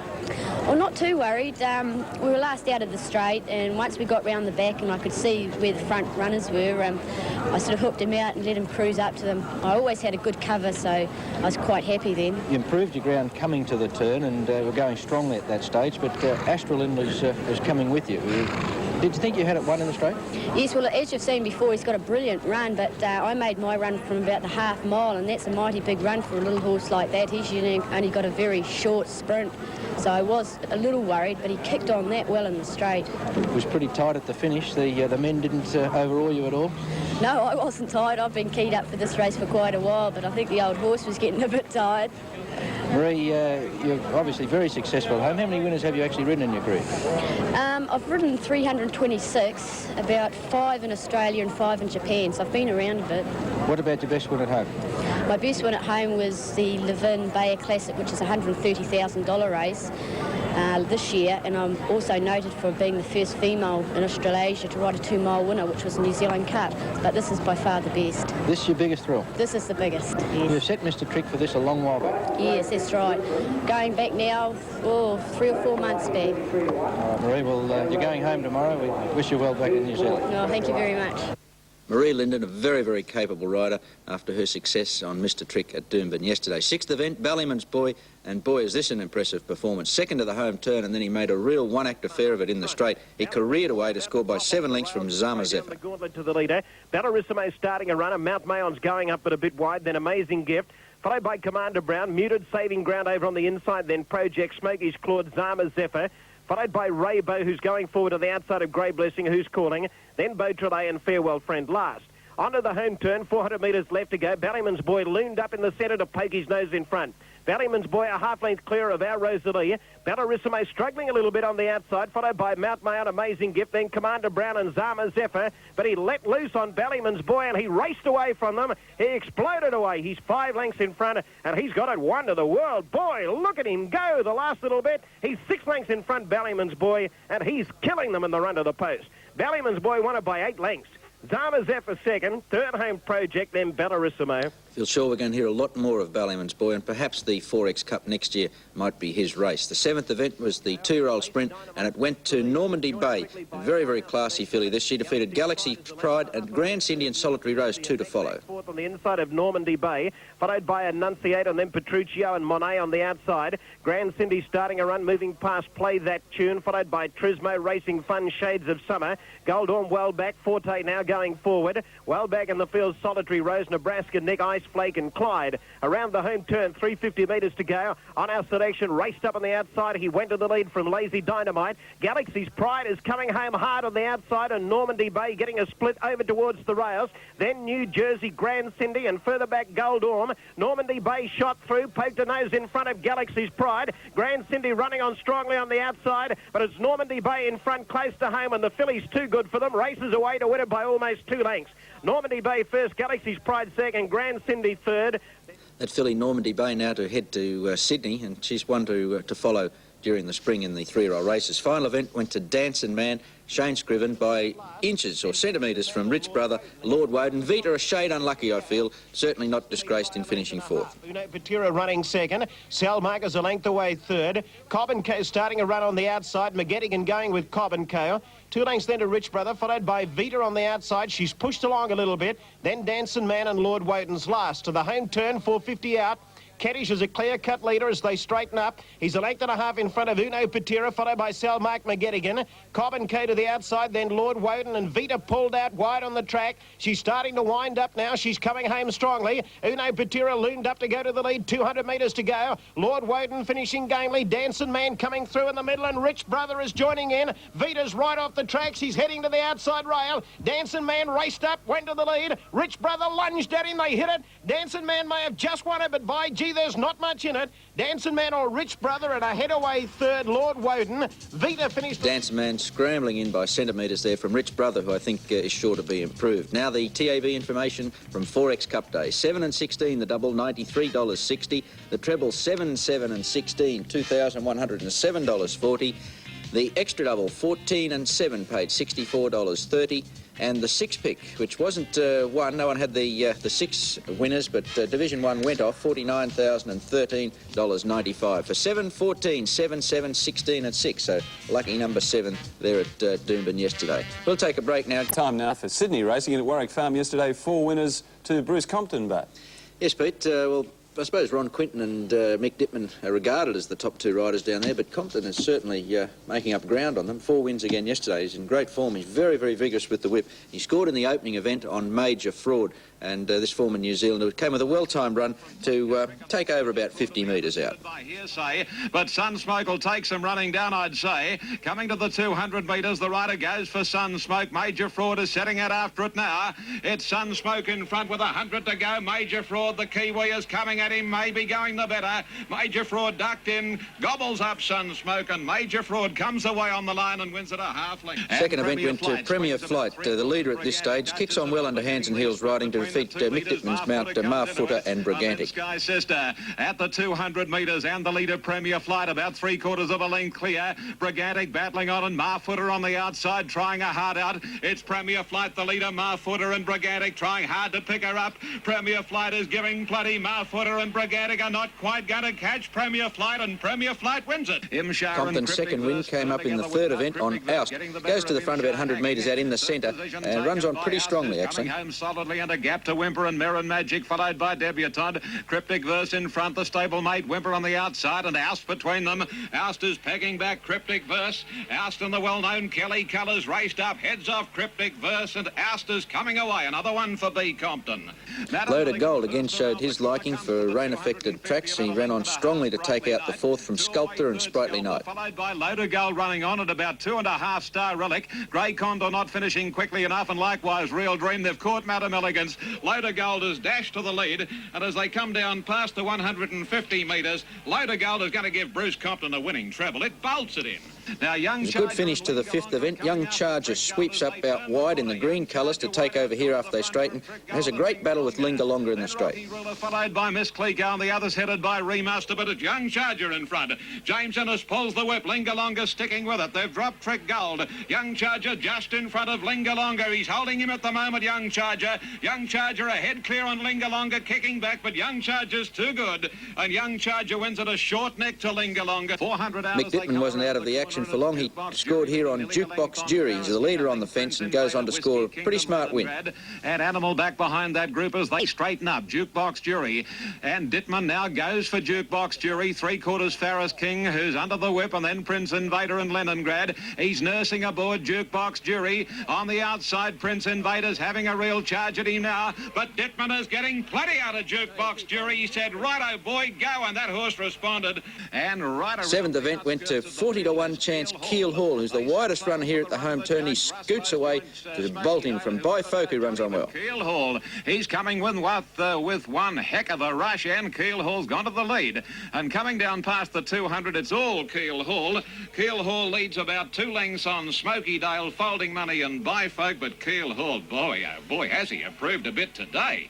Bifog rocketing home. Their homeward Compton made it 4 for the day when he scores in the last on McCluskey's in the yellow colours, hard up against the fence, and he's too strong for the leader, Escutcheon. McCluskey making ground from the tail through on the inside, and then Dark Disguise and Mount Tamboo. The leader is Escutcheon. Here's McCluskey bursting up on the inside and looking good. McCluskey pegging back the early pilot. Escutcheon racing clear, and this is 4 for Beau Kingdom. McCluskey strides on generously to beat Escutcheon, third Mount Tamboo, and fourth. Big day there for Bruce Compton, 4 for the day when he scored in the final event on McCluskey. Now the TAB information from Warwick Farm. 9 and 10 the double, $467.90. 5, 9 and 10, $4,102.30. Of course, Keel Hall putting plenty of value into the double and treble. That's the Warwick Farm meeting. We'll take and Gogong all the way in the steeple. Darren Gouchy back in top form, took out 3 of the flat events. The first event was the hurdle. Sir Agrafo with a well-timed burst. He's third at this stage, but moving up quickly and goes on to defeat St Magnus, who gets a run along the inside. Sir Agrafo ranged up out wide to join the leaders, and St Magnus got a run on the rails, but Sir Agrafo swept to the lead. St Magnus the challenger on the rails. Sir Agrafo just in front of St Magnus at the last. They jumped at Sir Agrafo a half in front. He's hanging badly, but he's a half length in front. St Magnus tackling him strongly. Sir Agrafo still the leader near the line. St Magnus finishing well on the rails, but Sir Agrafo in front, and he'll win. Sir Agrafo's won at about a half neck to St Magnus. Third placing further back in the field then will go to D'Angelo. Second went to the Queensland-bred filly Honey Bridge, who led throughout in the Byerley Handicap. Roman Luck runs on strongly. They were followed then by Rally the outside, Valley Forge under the whip, and then Roman Luck at the head of the others, followed by Hornblower My Surprise. But Honey Bridge raced further ahead at the 300. It's 3 lengths in front. And in second placing still Fairy Saint. They're making no ground on Honey Bridge. Then came Imperia Rally and Roman Luck, but Honey Bridge is going to canter in. Great performance this by the filly, led from start to finish, and is going to walk in. Coming home very hard, Roman Luck in the shadows of the post. The leader is walking as they get near the line, but Honey Bridge wins it. A length to Roman Luck, who raced very greenly. Third event was the Grand National Steeple, and it was Gogong all the way. He was getting a bit weary on the line. Region made up ground, but big effort this all the way. The Grey Region battling on, and 4 lengths to the Orchardist and Crown on. 400 to go, 1 to jump. Little Gogong a length and a half in front of Tingahari. The boy looks round. Here's the last. Gogong a length and a half clear. He's over it safely to Tingahari, 3 to Region and 5 to Contract. 250 to go. Gogong by 2 lengths. The Little Grey hanging onto the lead from Tingahari. Region running on well. A long gap to the Orchardist and Contract. Gogong tired. He's still 2.5 in front. Region and Tingahari together. But Gogong, he's the leader near the line. He can hardly walk, but he's going to lead all the way. Gogong wins at a length to Region. Fourth event went to Desolante, sprinted right away here from the 200-metre mark on. Moonlight Band-Aid and Ice Scotch the placings. He's a mile in front, 100 to go. What sort of a performance is this? Got knocked over at the start, and it's going to win by 5 lengths. Running on fairly well, Yorick along the inside rail, and wider out on the track there is Moonlight Bandit and Ice Scotch, but Desolante's won it by about 6 lengths. Luck to the outside. First of Darren Gouchy's treble, and he scores here on Kiwi Slave. He's in about 4th place in the blinkers and the blue colours, and much too good for his opposition. And Kiwi Slave and Flying Shoes out after them on the outside now. Knight of Avon under the whip at the head of the others. Arctic Wolf's not in it. Kiwi Slave got to the lead now with Noble Cavalier. Here's Sovereign Notion running on well, but Kiwi Slave's bursting away in the run home, and Kiwi Slave wins a length and a half. Noble Cavalier. Gay Tulip got up for third, and nose in front of Mistral Flyer. Montalba came with a well-timed run to slice through in the centre in the final 100 metres and defeat Maybole Miss in the 6th. Cooktown Lady, and here's the Duchess. Frosty Dawn trying to have another crack at this leader, but Maybole Miss is going well at the 250, led by 2 lengths. Montalba might be a danger if it gets between them. Montalba getting clear now, is coming after Cooktown, after Maybole Miss. Maybole Miss in front, Montalba running to it quickly, and Montalba dashed to the lead near the line, and it wins well. 3 parts of a length to Maybole Miss. Frosty Dawn might have just got third. Imported stallion Colonial Flag put his best foot forward yesterday. He scores very, very easily in the 7th. Another win to Darren Gouchy. Now from Mandata and Game Trooper struggling. It's Colonial Flag in front at the 300, however, from Our Vanity, and he's cantering. He's looking everywhere, and it's no race. Interest in the minors. Our Vanity battling on for second from Brown Ripper, then Mandator and Game Trooper. But in the run home, Mandator running on well, but Colonial Flag wins by 5 lengths. Oh, a soft win. Second, Mandator. In front with... Final event, Gauchi again scores on the 16-1 chance, No Laughing Matter. And it wasn't for the punters. Now by White, and then came at the head of the others, making a run, Model Sun. Galactic Star starting to struggle a little bit. Barrattry got to the lead now. Coming at it is Bulgar on the outside, and No Laughing Matter. Galactic Star can't win. It's Barrattry in front, but No Laughing Matter's grabbed at 50 to go, and No Laughing Matter's striding away. Old Ranger's running on pretty well, but No Laughing Matter's won at a length and a half to Barrattry. Third placing has gone to Ranger's Son in front of Model Gauchi finishing on a winning note there at Flemington yesterday, wrapped up a winning treble. Now the TAB information. And the double numbers 1 and 3, $21.40 for the Darren Gauchi double. 3, 1 and 3, the treble, $224.50. And the extra double from Flemington, 5 and 12, paid $164.30. Jockey, in fact, the world's #1 jockey for the last 30-odd years, Lester Piggott. One of the Fleet Street scandal sheets, The Star, has come out with the official I quit by the man himself, by Lester Piggott, who's announced that at the end of this flat racing season, he will hang up the saddle and take up training. Let's look back at the career of this great man. There was only one horse that could do it as they entered the final furlong, Survivor. Watch Lester Piggott urge him into a fantastic burst of speed, which shot him to the front. Survivor streaked ahead to pass the post a length and a half clear of Connaught. The brilliant Survivor was a 4th Derby victory for Lester Piggott, a man born to be a classic winner. His ancestors rode no fewer than 63 classic winners between them, so it was no surprise that the little boy born on Guy Fawkes Day 49 years ago was destined to be a great jockey. Riding on the crest of a wave is 14-year-old Lester Piggott, son of trainer Keith Piggott. Famous jockey in his time, Keith knows Lester is really only just beginning. And pleased as he is, he's more concerned with his son's future. By getting out of the apprentice class so young, he's made no record. Frank Wootton did as well. But he's shown he's a born jockey. Besides riding and stable work, Lester has to get in his education too. Well, perhaps that is part of his education. There's a big future ahead of him, though things will be a little harder now he's lost the allowance. Wise home guidance will see he goes the right way. Lester will always remember where he won his 40th victory. It was at Leicester. Mind you, he'd also been in trouble with the Jockey Club, and at the age of 15, he'd already been suspended 4 times. However, 3 years later, the youngster matured into a classic-winning jockey, starting his incredible Derby-winning record in 1954 on a horse appropriately called Never Say Die.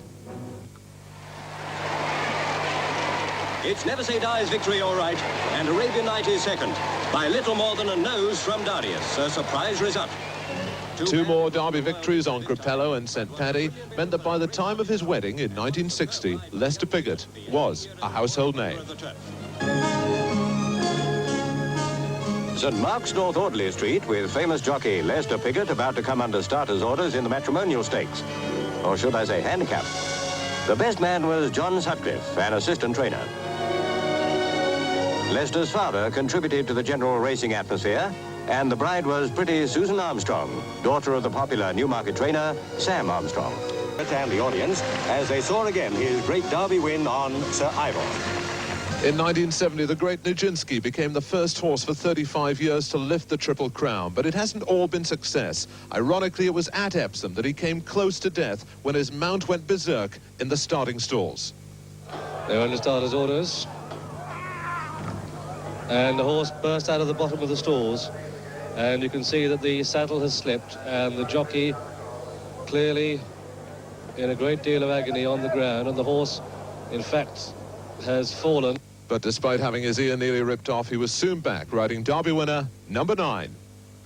Well inside the final half furlong, Lester Piggott coming home on his 9th Derby winner, Tinoso, from Cardiff for Castle in second place, coming up toward the line. Tinoso's going to win it from Cardiff for Castle. Tinoso the winner, Cardiff for Castle. His Derby success is a legend. 29 classics, a tribute to his record, and the man is still hoping that the 1985 St. Leger will give him win number 30. Well, what a famous man, Lester Piggott, announcing his retirement this week, so no more racing for him. No more sports scene for us this morning. Maybe even the Cox Plate, but Ballyman's Boy, I think, is a horse we're going to hear a lot of next season. First event at Bundamba yesterday, went to a filly we're going to hear a lot about, Tingo Tango. She wasn't suited on the track, but in the straight she was much too good for the opposition. She defeated Roman Artist and Galaxy's Pride. Followed by Tingo Tango, who's fairly handy today. Galaxy's Pride on the rails, and then Direct Mail. Getting well back in the field, Sunny's Gold, Melissa Vaughn, then Clyde, and Royal Kildare is last. Noted Lady steadied, 650 metres to go, leads by 2 lengths. Imperial Black Zeph chasing in second place. A length and a half away third, Roman Artist, hard ridden. Galaxy's Pride starting a run, and then Skadon, Tingo Tango, followed by Direct Mail, Sunny's Gold, Royal Kildare, Melissa Vaughn, and Clyde. Running on towards the home turn, 350 metres out, and the leader, Noted Lady, she's nicely clear. She's 2.5 lengths in front of Imperial Black Zeph, followed by Roman Artist, and then Galaxy's Pride and Tingo Tango. Noted Lady still clear as they flatten for the run in. She's a length and a half in front of the outside. Roman Artist trying hard, then Galaxy's Pride, Imperial Black Zeph, and Tingo Tango's finishing gamely now. Galaxy's Pride going out after Noted Lady. Galaxy's Pride just in front, but look at Tingo Tango. Tingo Tango right down the outside. She swamps those leaders and goes away to win it easily. Tingo Tango first, Roman Artist second, Galaxy's Pride third. She certainly did swamp the leaders there, Tingo Tango. I think she's going to be better suited over a longer distance, but we'll show you now the slow-mo in the straight, how she really overpowered them. She put in some giant strides when Shane Scriven hit her with the whip. That, in fact, is not Tingo Tango winning. It's a slow-mo of some other race at Bundamba yesterday. In fact, Lucifer Ladd. We'll get to him a little later. But Tingo Tango rattled home to take out the first. The second was won by Monotony. Landed a big plunge. As much as 9-2 was bet about this Victorian youngster. He finished very strongly to defeat Mooncutter and then withstood a protest. Who's trapped right off the track. Monotony picking up ground in the centre, and then Heavenly Sands, Cyro's Boy on the inside, then Cable Boy. Mooncutter second last, and Balm at the rear. Down the side, 650 metres to go. Prince Dandy takes a clear lead now. He's 3/4 of a length in front. Kalani Time is right off the track. He must be 5 wide, but he's moving up to have a crack at the leader. Emperor's Fury, Enfield Prince, and Maple Flower going with those leaders as well. Cyro's Boy, Monotony just behind them, and then on the boiled Mooncutter and Heavenly Sands. Around the bend now, 350 metres left to go. Prince Dandy just in front of Enfield Prince. On the extreme outside, Kalani Time, then Emperor's Fury, Cyro's Boy, and then on the boil and Monotony. 200 metres left to go. Prince Dandy's just in front. Kalani Time coming at him with Enfield Prince. Enfield Prince has got his nose in front. Kalani Time on the outside. Mooncutter and Monotony rattling home at the end. Enfield Prince just in front. It's a great go. They hit it. Monotony and Mooncutter lunged on the outside. This is close. They're wide apart. Monotony on the extreme outside. Mooncutter the middle. And over towards the inside, Enfield Prince. A great three-way. Well, it was a tremendous finish there to the second Doyle 2-year-old yesterday. Monotony just getting the money. We'll show you now that slow-mo of the first, Tingo Tango. She's a very game filly. That's her right out in the centre of the track in the pinkish colours. The 4 on the inside having a great struggle. Noted Lady, Galaxy's Pride, Roman Artist. But here comes Tingo Tango. And you'll notice Shane Scriven was actually a bit easy on the last 50 metres, and the winning margin there, 2 lengths. A grand performance, and she's going to go on to much bigger and better things.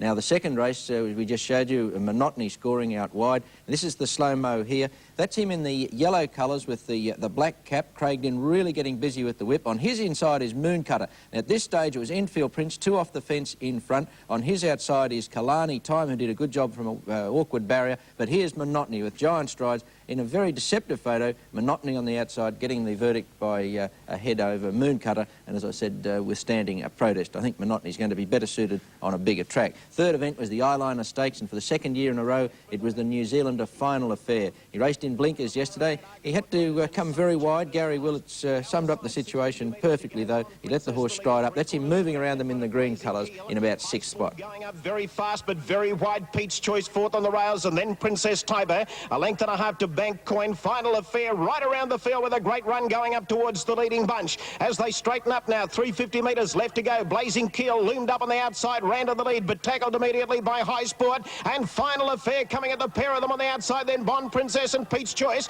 Princess Tiber just behind them, 150 metres to go. Final Affair raced up on the outside, he's in front. Willits has gone for the whip on him. Princess Tiber's coming home hard late. It's Final Affair in front, they hit the line. Final Affair. Final Affair first, Photo second and third, Princess Tiber and High Sport. That's the last we'll see of Final Affair for some time. He's jetting out of Brisbane this afternoon at 2 p.m, going home to New Zealand. But perhaps he'll be appearing in Perth over the summer carnival, and I'm pretty sure he'll be back here next year to try and make it 3 eyeliners in a row. Now the slow motion. This is him on the outside in the green colours. On his inside is High Sport, and coming between them is Princess Tiber. Shane Scriven going for the whip there in the white colours, but it's at this stage Final Affair clear. And the horse running on out wide in pink colours, Bankcoin, ran a good race, but Final Affair just a shade too strong for Princess Tiber, and High Sport a very good third. Fourth event yesterday was the first Ted Skippington novice and cruise missile. Although forced to race wide most of the way, he shared the lead to the home turn and then kicked away, and he fought on strongly under whip riding from Ken Russell to hold Blue Arian by 3/4 of a length. On the track, and then Royal off for Hasten Jason, Don't Think Twice. Getting well back is Nidui now with Princess Regal, and Black Romans back near the rear of the field with Michelle Cherie and Super Grand.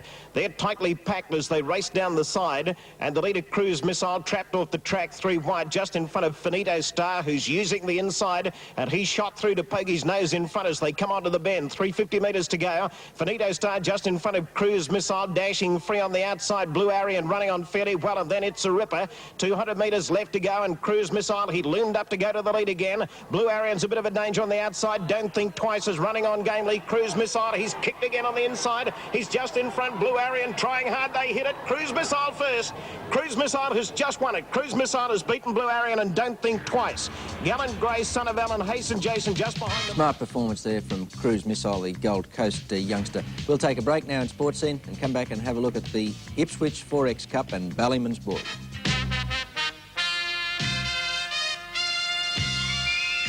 Now, at the Ipswich 4X Cup from Bundamba yesterday, and it was Ballyman's Boy, aided by a great ride by Philip Smith, an equally good ride by Craig Dinn on the runner-up Toyd. They had it to themselves in the straight, and a magnificent training performance by Peter Moylan. Now, Ballyman's Boy is in the white and orange colours centre field, but have a look at Toyd in the blue colours, from 3 from the outside, and Craig Dinn skillfully gets over on the fence after they go a couple of 100 metres. Cobb & Co is showing plenty of dash. Toyd whipping across behind them now, and he's going over towards the rails. Crawford, the leader. Toyd, he's over on the rails in second place as they run to the post the first time. A length away third, Cobb & Co, followed by Haley's Hope, who's caught a little bit wide. Ballyman's Boy pushing through in the middle. Sandler Fair was checked there, went very wide on the turn out of the straight, followed by Estuary, a length into Abbott. Over on the inside, Vita, then out Compromise. Claim the Questers next on the outside, then Hussar's Command. Rose and Thistle drifting back in the field with Secret Bay, Rock Show, and Red Shirt as last. There's no speed on as they race up towards the 1400. Crawford, he makes the pace. He leads by a half length. Cobb & Co second. Toyd beautifully placed a length away third on the rails, followed by Haley's Hope, who's still out 3 deep. Ballyman's Boy splitting them in the centre. He's fifth. A length and a half to Estuary, and then Sandler Fair. Hussar's Command picking up ground on the outside of Abbott and Vita, midfield on the rails. A break of 2 lengths to Claim the Quest, followed by Secret Bay. Rose and Thistle on the outside of Our Compromise. Then Rock Show and Red Shirt is last. 1,000 metres left to go, and Crawford is bowling along beautifully out in front. He's a half length clear. Cobb & Co second. Haley's Hope 2 lengths away third, followed by Ballyman's Boy starting to go forward. He's fourth. Toyd fifth on the rails. A length and a half to Sandler Fair, then Estuary. Hussar's Command, Abbott, Secret Bay now starting a run. Rose and Thistle to the outside. Vita back along the rails, and then Claim the Quest. Our Compromise, Rock Show, and Red Shirt down the side, just short of 600 metres out, and Crawford joined quickly by Cobb & Co on the outside. Now he's making his move on Ballyman's Boy, and he's looming up 3 deep to tackle those leaders. Toyd a length away fourth, followed by Rose and Thistle on the outside, then Hussar's Command, Sandler Fair, and Haley's Hope. Straightening up, Ballyman's Boy has loomed up on the outside to run to the lead. Ballyman's Boy just in front of Crawford. Toyd coming through in the middle. They're well clear of Hussar's Command and Rose and Thistle. Ballyman's Boy the leader, 150 to go. He's a length in front of Toyd. Toyd coming out after Ballyman's Boy. Ballyman's Boy in front, holding Toyd close to home, and it's Ballyman's Boy. Ballyman's Boy first, Toyd second, and Abbott third. Well, both trainer Moylan and jockey Smith have had their critics in recent months, but I think they more than answered that criticism yesterday with the victory of Ballyman's Boy. A very outstanding performance, really, by Ballyman's Boy, and he's not out of a race like the Caulfield Cup. Sixth event was the H.O. Dick Novice, and it went to the New Zealander Lucifer Lad, well ridden by Lane Yeomans. With a good run on the outside, she's come from nearly last. She's up second now. Milford Haven is a length away third, followed by Bell Conter, who's ridden along. Lady Capulet and Zama Zephyr starting their runs with Clubar Longe on the outside. A length further back to Pearlizer running on fairly well, and then King's Bishop, Lucifer Lad. Project giving the leaders a fair start, followed by Bless the Heavens, Zinc, then Pandor Card, Rusty's Pride, and Little Troy as they run towards the home turn. 450 metres to go. Fair Lenore moved up quickly on the outside to Poconos in front, but tackled in turn by Lady Capulet. And Lady Capulet has now raced to the front. Lady Capulet kicked away from them. A length and a half clear as they straighten up. Pearl Eyes are running on fairly well. Fair Lenore weakening out of it. Lucifer Lad with a great run on the outside, and then Pandor Khan. Pearl Eyes has swept to the lead, but is tackled now by Lucifer Lad. Then Lady Capulet and running on strongly. Pandor Khan on the outside.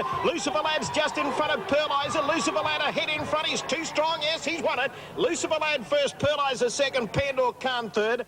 Lucifer Lad and Lane Yeoman's getting the money there, and Yeoman's repeated the dose in the next event when he scored on Arch Sovereign, who's trained by his father Alan. Arch Sovereign had to race a little bit deep, but he finished stoutly to defeat Luck Jays, who didn't have very much luck, and he might be able to pick up a race here at Bundamba shortly. In front of My Anchor, and moving up 3 wide to have a crack at those leaders is Sheer Force, Royal Kona right off the track, and then Flaming Bolt, Deslon, Artillery, Ultramartin, then Wonga Walla, Maracaibo Bay next on the inside, and then Arch Sovereign starting a run onto the home turn, 350 metres to go. Lawmaker straightens up almost a length in front. My Anchor second. Sheer Force a half length away third. Flaming Bolt fourth on the rails. Deslon running on fairly well, and his Arch Sovereign with a great run right down the outside. 150 metres to go, and Arch Sovereign loomed up to them, went to the lead. It's Arch Sovereign a length in front of Sheer Force and Lawmaker, and Arch Sovereign's going to be too good. Luck Jays is flying late. It's Arch Sovereign in front and eased up. He wins it by a length and a half.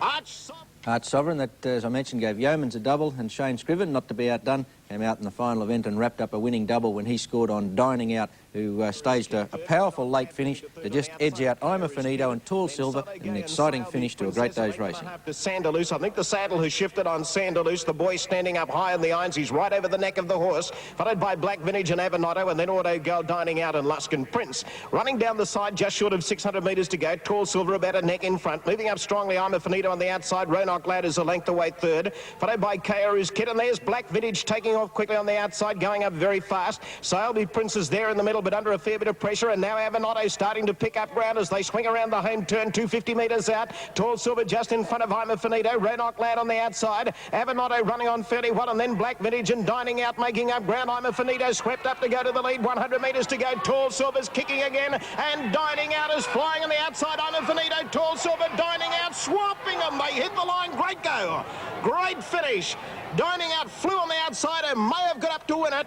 It's Dining Out in a photo with I'm a Finito and Tall Silver, who kicked again. Very deceptive finish there, but Wayne Wilson nominated it correctly. It was Dining Out in the last possible bound, just getting up over I'm a Finito and Tall Silver. Now the TAB information from Bundamba: 112 and 1 the treble, $127.90. 12 and 1 the double there, $32.70. And the extra double from Bundamba, 2 and 5. $42, and 6-pick, quite a few yesterday, getting the maximum 36 points for Division 1, $8,701.10. Nevertheless, a good dividend for 1, 3, 12, 2, 1 and 5. Good spread of numbers there.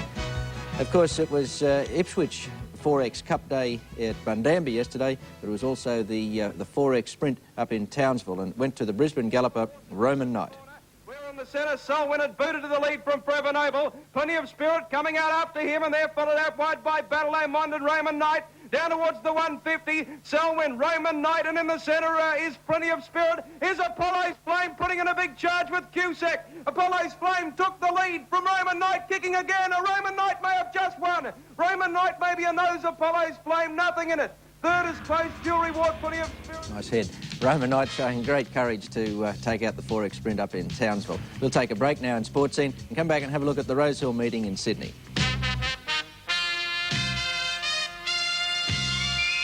In Sydney yesterday, the first event went to Dandeliera, ridden by Les Masters, who's probably one of the most underrated jockeys in Sydney. Dandeliera came with a well-timed burst in the straight to defeat Hasty Zip very, very decisively. Then Dandeliera into the stretch, past the 400, unsure the inside, and Hasty's up just lead. Here comes Clamotta, pulling around the heels of the leaders to tackle him. Pretty wide, Dandeliera comes into it. Raffanura next under the whip. Hasty's up in front, Clamotta the inside from unsure, but here is Dandeliera, and Dandeliera charging up to Hasty's Zip to head her off, and Dandeliera, the top weight, is doing by far the better. Dandeliera in front, second posse, Hasty's Zip from Clamotta, but Dandeliera a big winner. Dandeliera has beaten Hasty Zip. Third home was Clamotta, then Broadway Rhythm and Raffanura.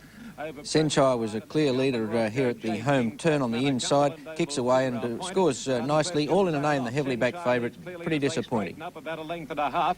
Wide out on the track, Mighty Tower again making a run, followed by Inconceivable, being pushed along by Cassidy. Sonora Fine dropping off, and then comes Northern Find, and a long way back, all in a name, running into trouble as they come to the 150. Senchai in front. Mighty Tower is racing greenly, and Senchai is the one to beat, and this beautifully bred colt by Century from Shire is racing away. Senchai goes to the post to beat Mighty Tower with Northern Fine the third. The favourite Gallic Waters in the breastplate running second at the home turn, cruises past the leader about the 250-metre mark and absolutely bolts in. Homeward bound, and Calais Gull giving her back as a good sight. 2 lengths clear on the favourite Gallic Waters, going out after her now, however. A length the Rose Diamond, followed by Lady Be Mine, and on the outside, Wonder Miller's under the whip.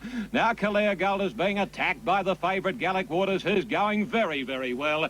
And Gallic Waters straight away from Calais Gull. Lady Be Mine next, followed by Wonder Miller and the Melody Dancer, but it's all Gallic Waters. And Gallic Waters goes on to win it easily. Gallic Waters from a very tight one between Lady Be Mine and Melody Dancer. Then came Wonder Miller and a Calais Gold dropping right out of it. The strength of Bruce Compton lifted McCluskey to a narrow victory over Folsom and Polomola in an exciting finish to the fourth. The 400 metres, and Folsom leads a length and a half. Polomola, 3 McCluskey, and then best half on the inside, ridden along. A gap to Malamute and 2 to Space Lab at the 200 metres, and Folsom still shows the way. He's a length and a half clear on Polomola, followed by McCluskey battling on. Best half on the inside. Folsom's getting weary. Polomola now. McCluskey on the outside is coming quickly. McCluskey and Polomola grab Folsom, and on the outside McCluskey. I think McCluskey's won it by a nostril from on the inside. Folsom in a very, very tight finish. Polomola between them. Gold Sabre in the whitish colours, well ridden by Jimmy Cassidy, came with a well-timed run to take out the 5th from Sharp Star. Remaster coming back to Linga Longa. 3rd is Sharp Star, and 2 lengths away next, Gold Sabre. He's coming into it now. He's got a clear run. 300 left to go. And Remaster's history. The leader is Sharp Star, the roughie. By golly, he's given back as a sight. Gold Sabre's threatening big danger on the outside. Cassidy pulls the persuader on Gold Sabre. It gains the upper hand, and Gold Sabre is galloping away. Gold Sabre wins the cup by a length and a half. Sharp Star. A distant 3rd, Linga Longa, then Trick Gold and Remaster. The favourite Brigantic was last early, but flashed home to hit the front about 100 metres out and spear away for a very smart win. Sprightly manner. Around the corner by the 400 metres, Bold Amigo pegging back Linoleum. 2 away in 3rd, Posse King Beau. Universal Lady is next, followed by Scotch Hayes and Brigantic. Coming by the 200 metres, Linoleum and Bold Amigo battling it out to Universal Lady, and now Brigantic is starting to hit top gear. She's coming quickly, Brigantic, overhauling Linoleum and Bold Amigo. Brigantic is finishing right over the top of them, and away she goes. And Brigantic wins it by nearly 2 lengths, Bold Amigo. 3rd home was Linoleum, then Universal Lady. The grey So Tip, with a big weight advantage over Beau Kingdom, sprinted too well for the favourite to score comfortably in the 7th. A good gap then to We Own a Devil, and forward charges last. Smoky Dale given a couple of cracks with the whip. Straightens up 2 lengths Swift Interest, followed then by Boscafella weaving clear. Jacks the outside from I Will So Tip, and then comes Beau Kingdom. He's the widest runner. He's making ground, but So Tip's after Smoky Dale. Jacks 3rd, then Beau Kingdom and Boscafella from Wholesale Boom. But So Tip kicked away. Oh, today's the day. It's So Tip racing clear now. He's 2 lengths Beau Kingdom, and then Jacks, and an easy one for So Tip. So Tip from Beau Kingdom, photo between Jacks and Wholesale Boom for 3rd, and then Boscafella Smoky Dale. The 5-to-1 chance Aramet, the baldy-faced horse, swept past the leaders about the 250 metres and went right on with the job in the final event. Followed by Lurching as they turn for home. Wing Commander well clear at the top of the straight. Dorica Galaxy going after him now. Further out running on strongly is Aramet, followed by Falkland and Courageous Beau. Wing Commander about to be tackled by Aramet on the extreme outside with Dorica Galaxy between them. But the baldy-faced Aramet shot clear with 100 metres left to go, and it's all over bar the shouting. Aramet showing a distinct liking for the 1200 metres journey, is racing away to win easily. Won by 3 lengths. Falkland got second, Prince Silene third. Aramet's a comfortable winner of the final race set to Rose Hill. Now the TAB information: 2 and 10 the double, $52.50. 7, 2 and 10 the treble, $253.30. We'll take a break now and come back and have a look at Caulfield in Melbourne.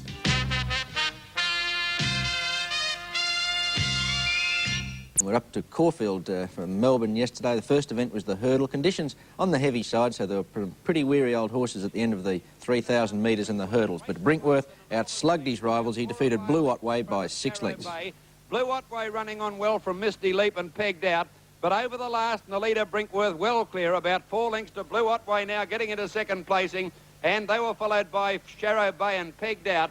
But Brinkworth's going to have no trouble in scoring by about 4 or 5 lengths. Blue Otway runs second, third placing to Sharrow Bay. Second event went to the favourite Sir Lin, sitting outside the leader here in the pink cap, goes on hands and heels to an impressive win. By Sir Lin against the grain, going for a rails run, and then Ming Princess and Galway Gale, but Sir Lin went to the lead with 200 to go. Looked to be travelling well. Galway Gale's coming home fairly well with Ming Princess, but Sir Lin well clear. Galway Gale trying hard, but Sir Lin scores comfortably by about 2 lengths to Galway Gale. Third is Ming Princess, then Pug Nose from against the grain. Third event went to Mum's Pride, also in the pinkish colours, moving up 3 wide, and goes up to about the 200 metres to head off the leader. Fast and Furious runs on well for second. Fast and Furious coming at them from Reptors. Contemplation struggling with 150 to go. Mum's Pride has gone to the lead on the outside from Longwood Lad and Fast and Furious. And Mum's Pride, although drifting off the track, is going on to score well by about 3 parts, half a length perhaps to Fast and Furious. Close for third, Longwood Lad or Reptus. Darren Goutz's mount Yippee I8 defied an amazing betting drift to take out the fourth from Plunge Horse Allonge. Into the straight, and Allonge is holding a length's lead over Yippee I8, and they're well clear of Lost Art, and then Come Tell Imperial Regina. Yippee I8 goes up to Allonge, 200 to go, puts its head in front now, and a gap further back, Lost Art and Imperial Regina. But Yippee I8 is running on very strongly, and it's going to win it easily. Yippee I8 goes on to score by about 2.5 lengths. Second placing to Allonge, very close for third, nearly a dead heat, this Imperial Regina. And also there in the picture was Lost Art. There was a big charge for the lead at the home turn in the fifth. Redolind in the blinkers in the centre of the track joined the leaders here. Goes on to defeat Reveller. From Revaler, who's got the run through. Misty Breyer, Rato struggling now, and Thunder of Lemnos coming home pretty well. It's Redolind still in front from Revaler with 100 metres to go. They seem to have it between them. Redolind just in front. Revaler trying to peg him back on the inside. They go down towards the line, however. And Redolind has won it about a half length. Revaler, 2 lengths to Arato, third from Thunder of Lemnos. Daring Fleet came from well back to slice cleverly between runners in the straight and defeat Venex and O'Johnny in the sixth. Venex, Noble Cavalier and O'Johnny the outside, with Daring Fleet starting to come home very well. O'Johnny took a narrow lead. Daring Fleet goes for the run in the centre. It's Daring Fleet racing up to the leaders with 100 to go and dashes to the lead now. And Daring Fleet starting to come away as they get down to the 100-metre mark, and it's going to win easily. Daring Fleet first, Benex battled on for second, O'Johnny third. The seventh event went to Lots of Rule, 20 to 1 chance. He's the outside runner in the straight. He just gets there in the last few strides. They turn for home, and Blaster's taken the lead out wide, just in front of Boris Mate, fighting back strongly from With Discretion. Bourndale going for the run in the centre, out after them from Lots of Rule. Boris Mate again took the lead with Blaster. Lots of Rule on the outside, wearing them down. Eljana trying to get a run from Bourndale. Blaster the leader, now Lots of Rule coming at it on the outside. Blaster and Lots of Rule go to the line, absolutely locked together, and Lots of Rule won it. A half head to Blaster, third Eljana. The eighth event went to Cloncurry's in the blue cap, 2 out at the home turn, and he just worries Luther's Luck out of the prize. Cloncurry got the run to hit the front from Luther's Luck out wide and Coral Coast. Cloncurry the leader, Luther's Luck pegging it back now from Coral Coast. Luther's Luck's hit the front. Coral Coast coming at it on the outside. Luther's Luck just in front of Cloncurry fighting on. It's Luther's Luck just in front, ahead to Cloncurry coming at it. Luther's Luck a nose in front, Cloncurry lunges. And Cloncurry, I think, won at a nostril to Luther's Luck. Here's the top, probably third from Coral Coast. Kingston Lane out about the centre of the track, moved clear after straightening and went right on with the job in the final event to defeat Ben Faris. To join Gloaming Kayaroo. They were the two leaders. Kingston Lane quickly went to the front with Ben Faris out after it now, and then Gloaming Kayaroo followed by Galaxy Run. But Kingston Lane is clear with 100 to go from Ben Faris and Galaxy Run. Kingston Lane going on well, and it's going to win comfortably. Kingston Lane wins by 2 lengths to Ben Faris. Galaxy Run got up for third. Although the 9 events from Caulfield yesterday, pretty heavy the track there again. Now the TAB information from the Melbourne meeting, and the numbers were. Yes, there they are. 4 and 8, $158.50. Good on you, Robbie. I knew you'd handle it. Treble, 9, 4 and 8, $4,599.60. And the extra double from Caulfield, 10 and 5, $359. This week on the thoroughbred breeding industry. A recent addition to the Queensland breeding ranks is the French-bred Lapsy, who had previously stood at Havilah Stud in Mudgee, New South Wales. A winner at the famous St Cloud and Maison Lafitte tracks in his homeland, Lapsy stands for Vic and Allegri Bramage at Lapsy Lodge, Park Ridge, midway between Brisbane and the Gold Coast. Lapsy is a member of one of the world's most famous sire lines, being a grandson of Northern Dancer. In just 1 week last month, Lapsy came to the fore, leaving no less than 3 winners, while his total now stands at 22 individual winners of no less than 31 races for almost $50,000 in stakes this season. Lapsy is a member of the famous Nyako sire line and carries a double cross of that immortal winner-getter. His sire Liffard has produced no less than 50 stakes winners, while his dam Ladisa was a dual winner at 2 and 3 years. Lapsy is, in fact, from the same family as Beau, Brummel and Boucher, both successful imports under Australian siring conditions. The stakes place performer Courant and good gallopers such as Constant Dancer and La Tepo have done much to put Lapsy to the forefront with breeders. Now a 9-year-old, Lapsy will stand his initial northern season for $1,500, and already upward of 20 mares have been booked to the stylish looker. Lapsy will stand this season for Vic and Allegri Bramage at Lapsy Lodge, Park Ridge. Seeing is believing, or that's certainly the case with this stallion Lapsy anyhow. Although he hasn't stood a stallion before, Vic Bramage is from a stout racing family. And Vic, what was it about this horse Lapsy which first attracted you?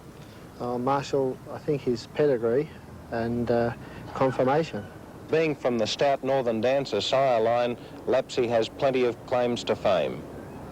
Yes, he has. He's got quite a few winners already, and we've had a good response from broodmare owners, and we hope that we get quite a few mares to him. And next week's thoroughbred breeding segment features Nev Brooks' Cloyne Stud at Beaudesert, the home of Grand Series, Rathdowney and Boogie Woogie. Peter. Thanks, Marshall, and we'll be back after this break with Marshall. Think we hear somebody shout, this joint is jumping, really jumping. Come and catch and check your hands. I mean, this joint is jumping. Piano's pumping, dancers are bumping, every Moses on his toes. In fact, the joint is jumping. Check your weapons at the door, just pay a quarter. Burn your leather around the floor, grab anybody's daughter. The roof is rocking, the neighbors are knocking, but we're all bums when the wagon comes. Let it lead, yeah, send it, Jack, send me Jackson, I love it. Oh, yeah, get that boy a drink over there, he's all right. Fine lad, yeah, Oh, what's that? Fine musical chair, No, son, that ain't the play, no.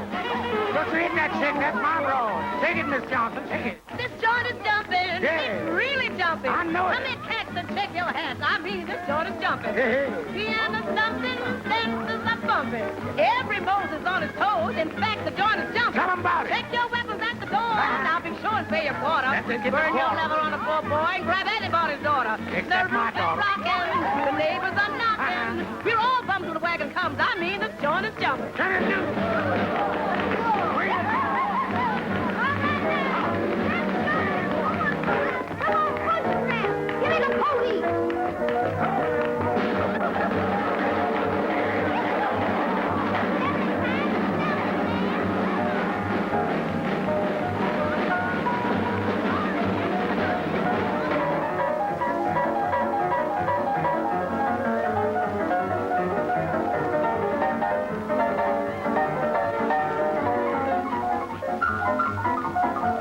Get your big feet binging, there's plenty in the kitchen. What is that? They just walked in. Just look at the way it's switching. Oh, mercy. Don't mind now, because I'm in power. I got bail if we go to jail. I mean, this joint is jumping. Yeah. Up. Don't ever give your right man. No. Don't ever do that. I mean, this joint is jumping. Yeah.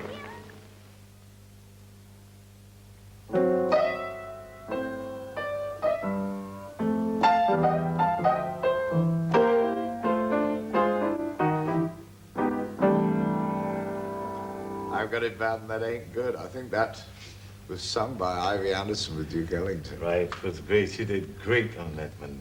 She sang it so good. And I remember in Los Angeles, Ivy had a place called Ivy's Chicken Shack. Was that after she left the Duke? After she left the Duke, and she opened with fried chicken, potato salad, and you know what time they closed? No. 0 time. Never closed. Constantly going. It was good fun. Ivy's Chicken Shack. I remember very well. I've been there many times. Unlike many of the great jazz singers, she didn't have to emerge from a very rough background, I think. No, because she studied from class. Her family, she come up very classy and dignified. The same as the Duke. They worked well together because they're both dignified, very high class. Yeah, but great artists. Oh, super extra, beautiful artists. First cabin.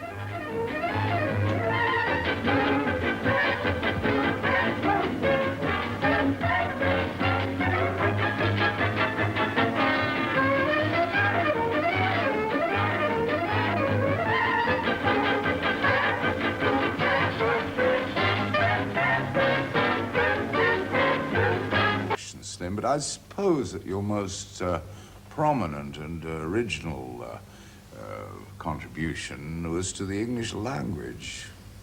Well, it's very good speaking in those. I read a language that I brought in was called the Vautoruni language.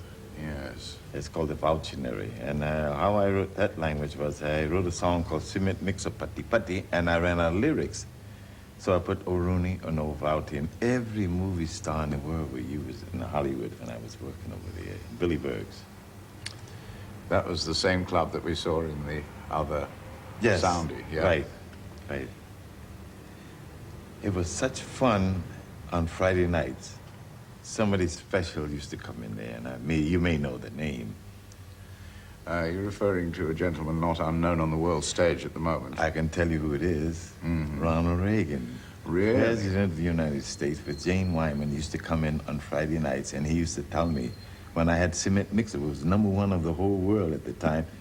Luella Parson, Eddie Harper, and Walter Winchell. We had Leonard Turner, Betty Grable. All the stars enjoyed. Every name you can think of the movie was saying Pauti or Rooney, but it was great fun. And Marlene Dietrich come. I was on the show with Bob Hope. Marlene Dietrich come in and says, Bob Hope says, what do you think of Mr. Gaylord? She says, Vout. Oh, how marvelous. I enjoyed that so much. Well, we're going to see a fair example of Vautaruni language, I think, in the next Soundy, which is called Laguna. Oh, I want to explain something about Laguna. Laguna, when I wrote that song, the mayor of the city of Laguna, right on the waterfront of the beach, he said, here is the key to the city. Laguna Orudi.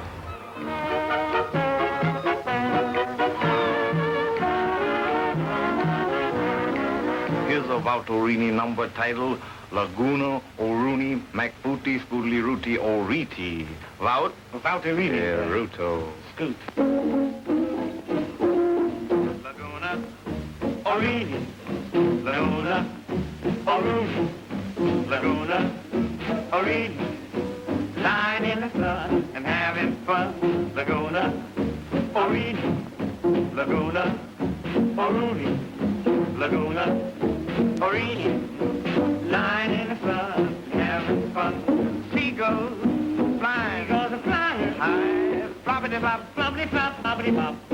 Crabs in the sand, going the red in the sand, crabs in the sand. Oh, fun, Laguna Orini. Laguna Oruni. Laguna Orini. Lying in the sun and having fun.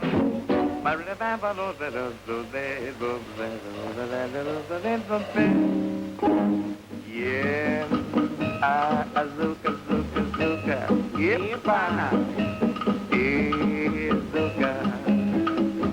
Dulce me te lo pondrò la noche, quiero mucha, mucha, linda mía, azuka, azuka. Yepana to sandra te lo pondrò la sandal se devo portar. Ay, rumbumbera, yendo de pampo de rompen, y a la zandrobe. Me de lo de tanta de lo de pondrelo. Laguna Arini, Laguna, Oruni, Laguna, Oruni. Lying in the sun and having fun. Laguna, Oruni, Laguna, Oruni, Laguna, Oruni. Lying in the sun and having fun. And seagulls are flying. Seagulls are flying. Floppity flop. Bobbity bop, bobbity bop. Seas rooting. Crabs in the sand. Booty. Laguna, Oruni, Laguna, Oruni, Laguna, Oruni. Lying in the sun and having fun.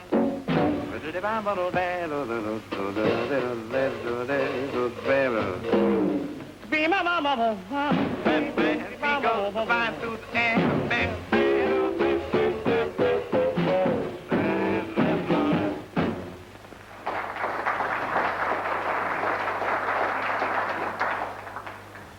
Now we're going to see a soundie made by the late and much-loved Nat King Cole.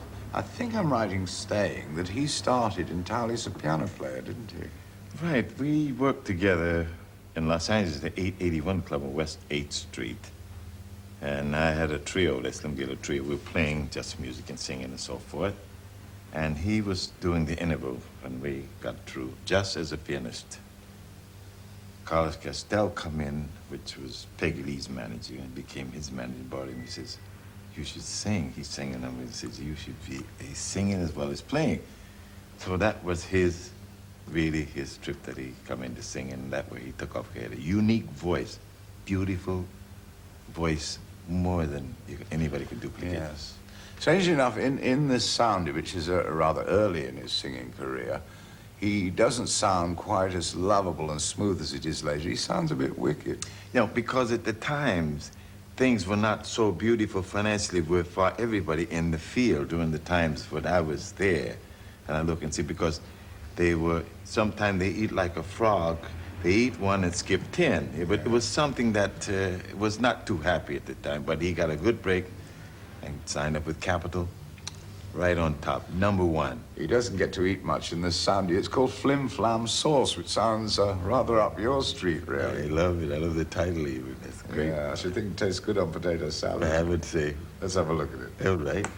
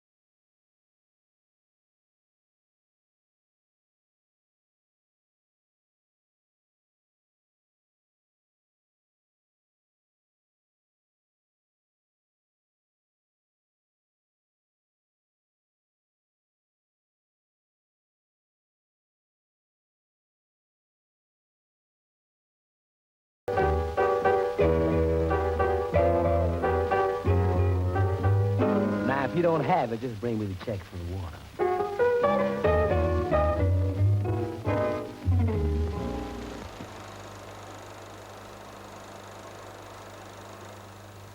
In my view, Louis Armstrong was the greatest natural genius in the whole history of jazz, and he too made several soundies.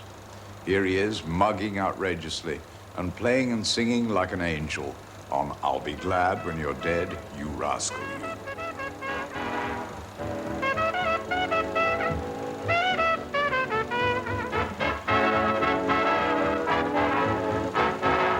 Boy, you know one thing? You ain't no good at all. You've been laughing and grinning in my face, eating up all my stuff to eat, trying to bite me in the back for my wife, you old rascal, you. You wait a minute, I'll tell you something. Now, I'll be glad when you're dead, you rascal, you. I'll be glad when you're dead, you rascal, you.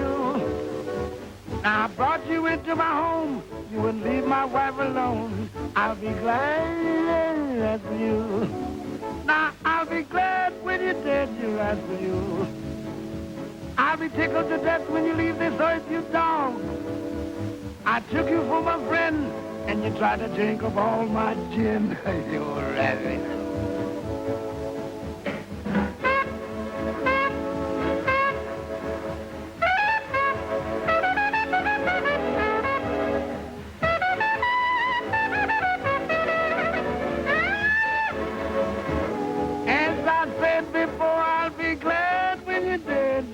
For you. I'll be glad when you're dead, you rascal, you. When you laid 6 feet deep, no more fried chicken will you eat. I know that'll break your heart. You love chicken, you. I'll be glad when you're dead, you rascal, you. I'll be glad when you're dead, you rascal, you. You asked my wife for some cabbage, and you ate just like a savage, you old rascal, you. The Mills brothers were something else, weren't they? They were fantastic. I just loved their sound. They were just great. I tell you, they were the Beatles of their time. And the sound that they made with the trumpet, trombone, it was just outstanding. I mean, it was just so great. Yes, because they didn't actually use instruments. No, they made the sound with their voices. They imitated it. And every week, around 8 o'clock at night, when they come on the air in Detroit, all work stopped. Are you working? Yeah, forget it. They all sit there and wait for the Mills brothers to come on.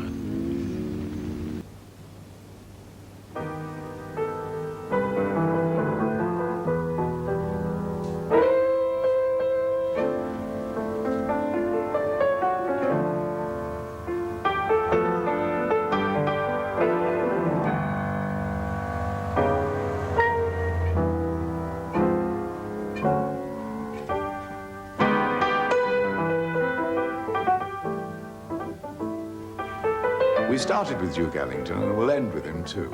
An extract from a very early short film, which was issued in 1929, and must be one of the first talkies featuring jazz.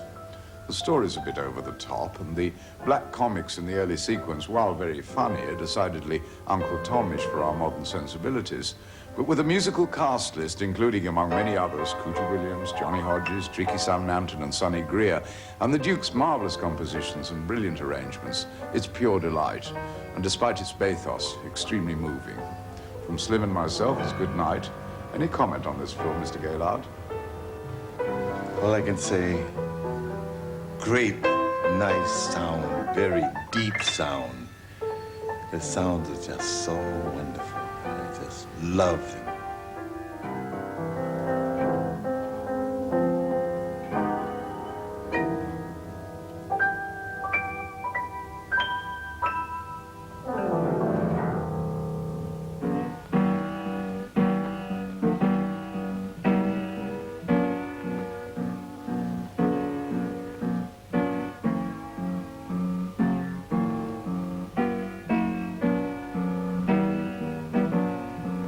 This was a blaze all the time.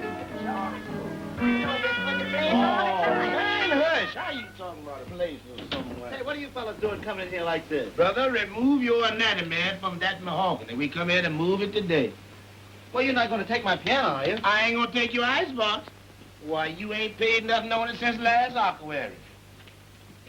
Esper? Yeah? Do your duty. What you gonna do? We come here to move the piano, didn't we? We did. Well, I got 2 pieces and you ain't got but 1. Dude, I've got some wonderful news. I've just landed a job in a nightclub, and I'm gonna dance, and you're going to play. Isn't that wonderful? Yeah. Say, what are you boys doing here? We moving the piano. Oh, you can't take off piano. We done taken it. Come on, Sarsaparilla. Oh, say, wait a minute. Here's $10. $5 apiece. How's that? No, ma'am, lady. We don't do business that way. Come on, Eczema. Oh, wait a minute. Come on, Zema. Oh, well, now listen, lady. If you want your piano to stay here for a few more days, I guess we can let it stay. Want some? Yes, ma'am. Sure. Esper? Yeah? Put that piano stool back where it belongs at. Take that dust and put it over there. You want a little taste of this, Jane? I do that.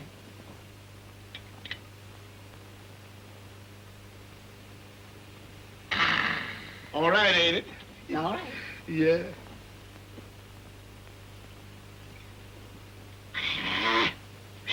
There. Pick up that rope there. Come on out here, and remember when we get to the stove, these folks wasn't home. I remember. All right. Oh, say, what are you going to do with that? You want Lady, it? I clear forgot I had your gin in my hand. Oh, that's all right. Keep it. But give me my glass. Thank you, miss. Thank you. Listen, don't forget, there was no one at home. Oh, yes, ma'am. Gee, I'm glad that's over with. But you know, honey, we can't take that job. Why can't we? Well, you know what the doctor said about your heart. You can't dance. Oh, don't bother about my heart. What's that? Something you're writing? It's a new number I'm writing. That's Oh, exactly play it for me? Sure. Art, come on, let's run this over for Freddie.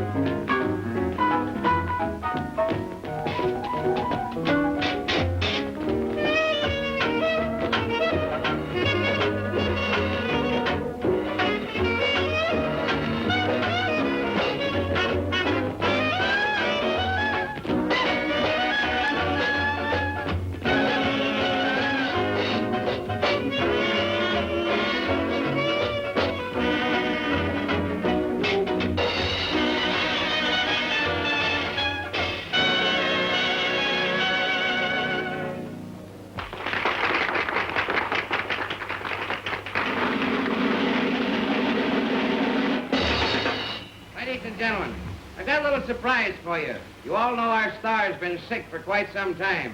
Well, she's better now, and I'm going to have her come out here and do a little dance for you.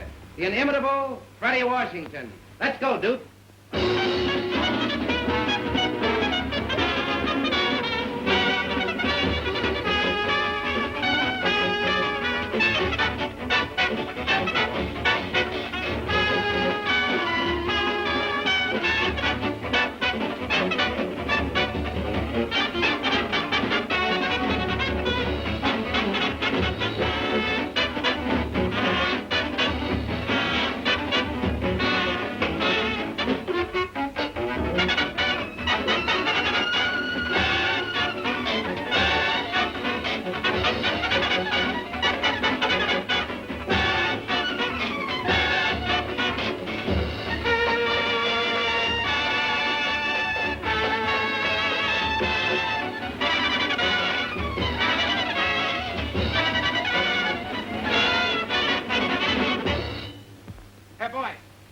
Quick. Sit down, Duke, and play something. Play the girls' number. Get the show on. Keep the show on.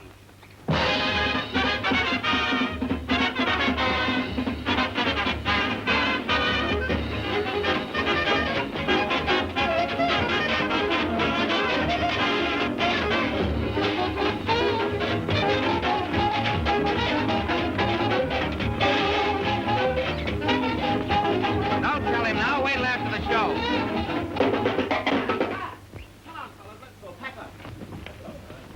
Close that curtain.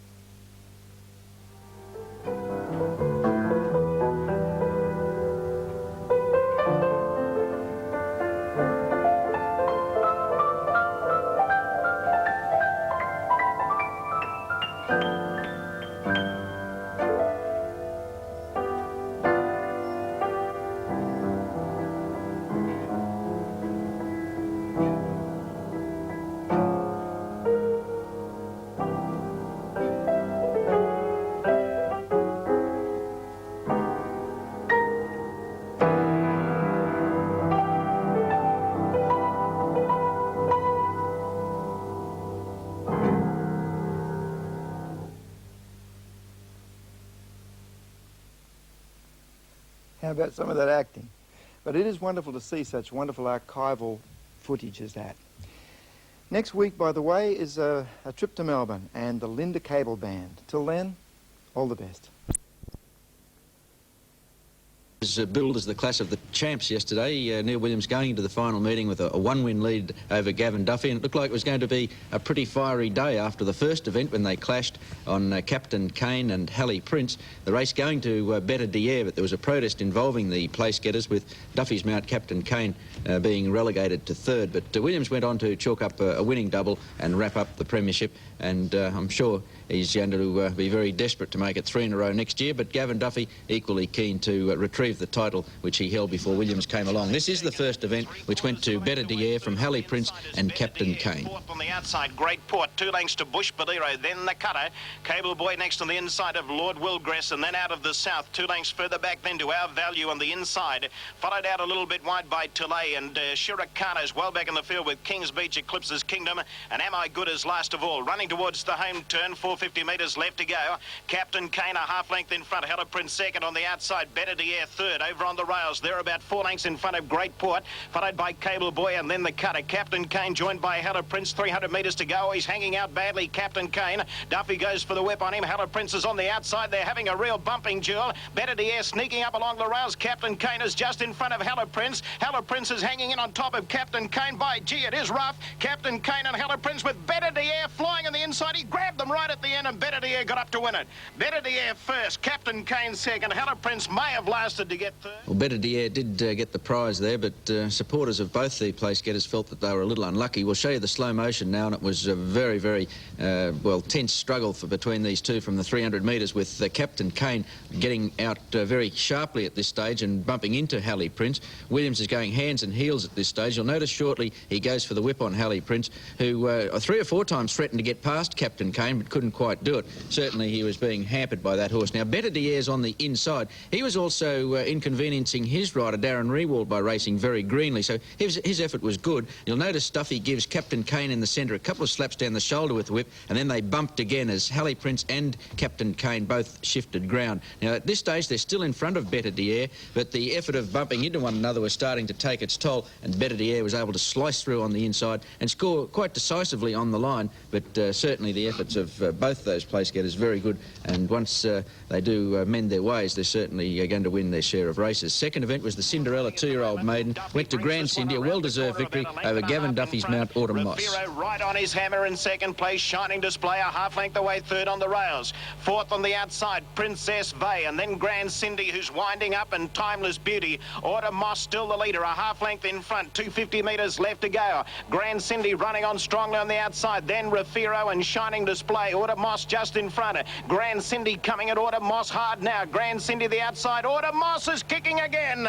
Autumn Moss just in front. Duffy goes for the whip. Grand Cindy lunging the last little bit, and I think she got there.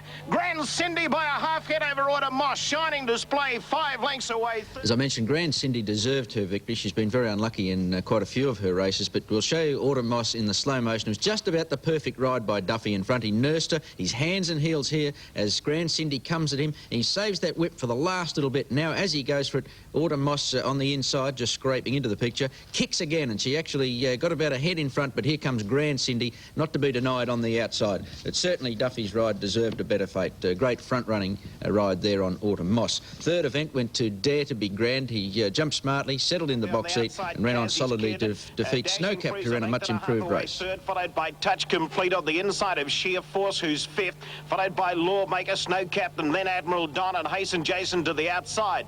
In the straight now, just short of 400 metres to go. Kazzy's Kid, the outside, has taken the lead from Friendly Gesture.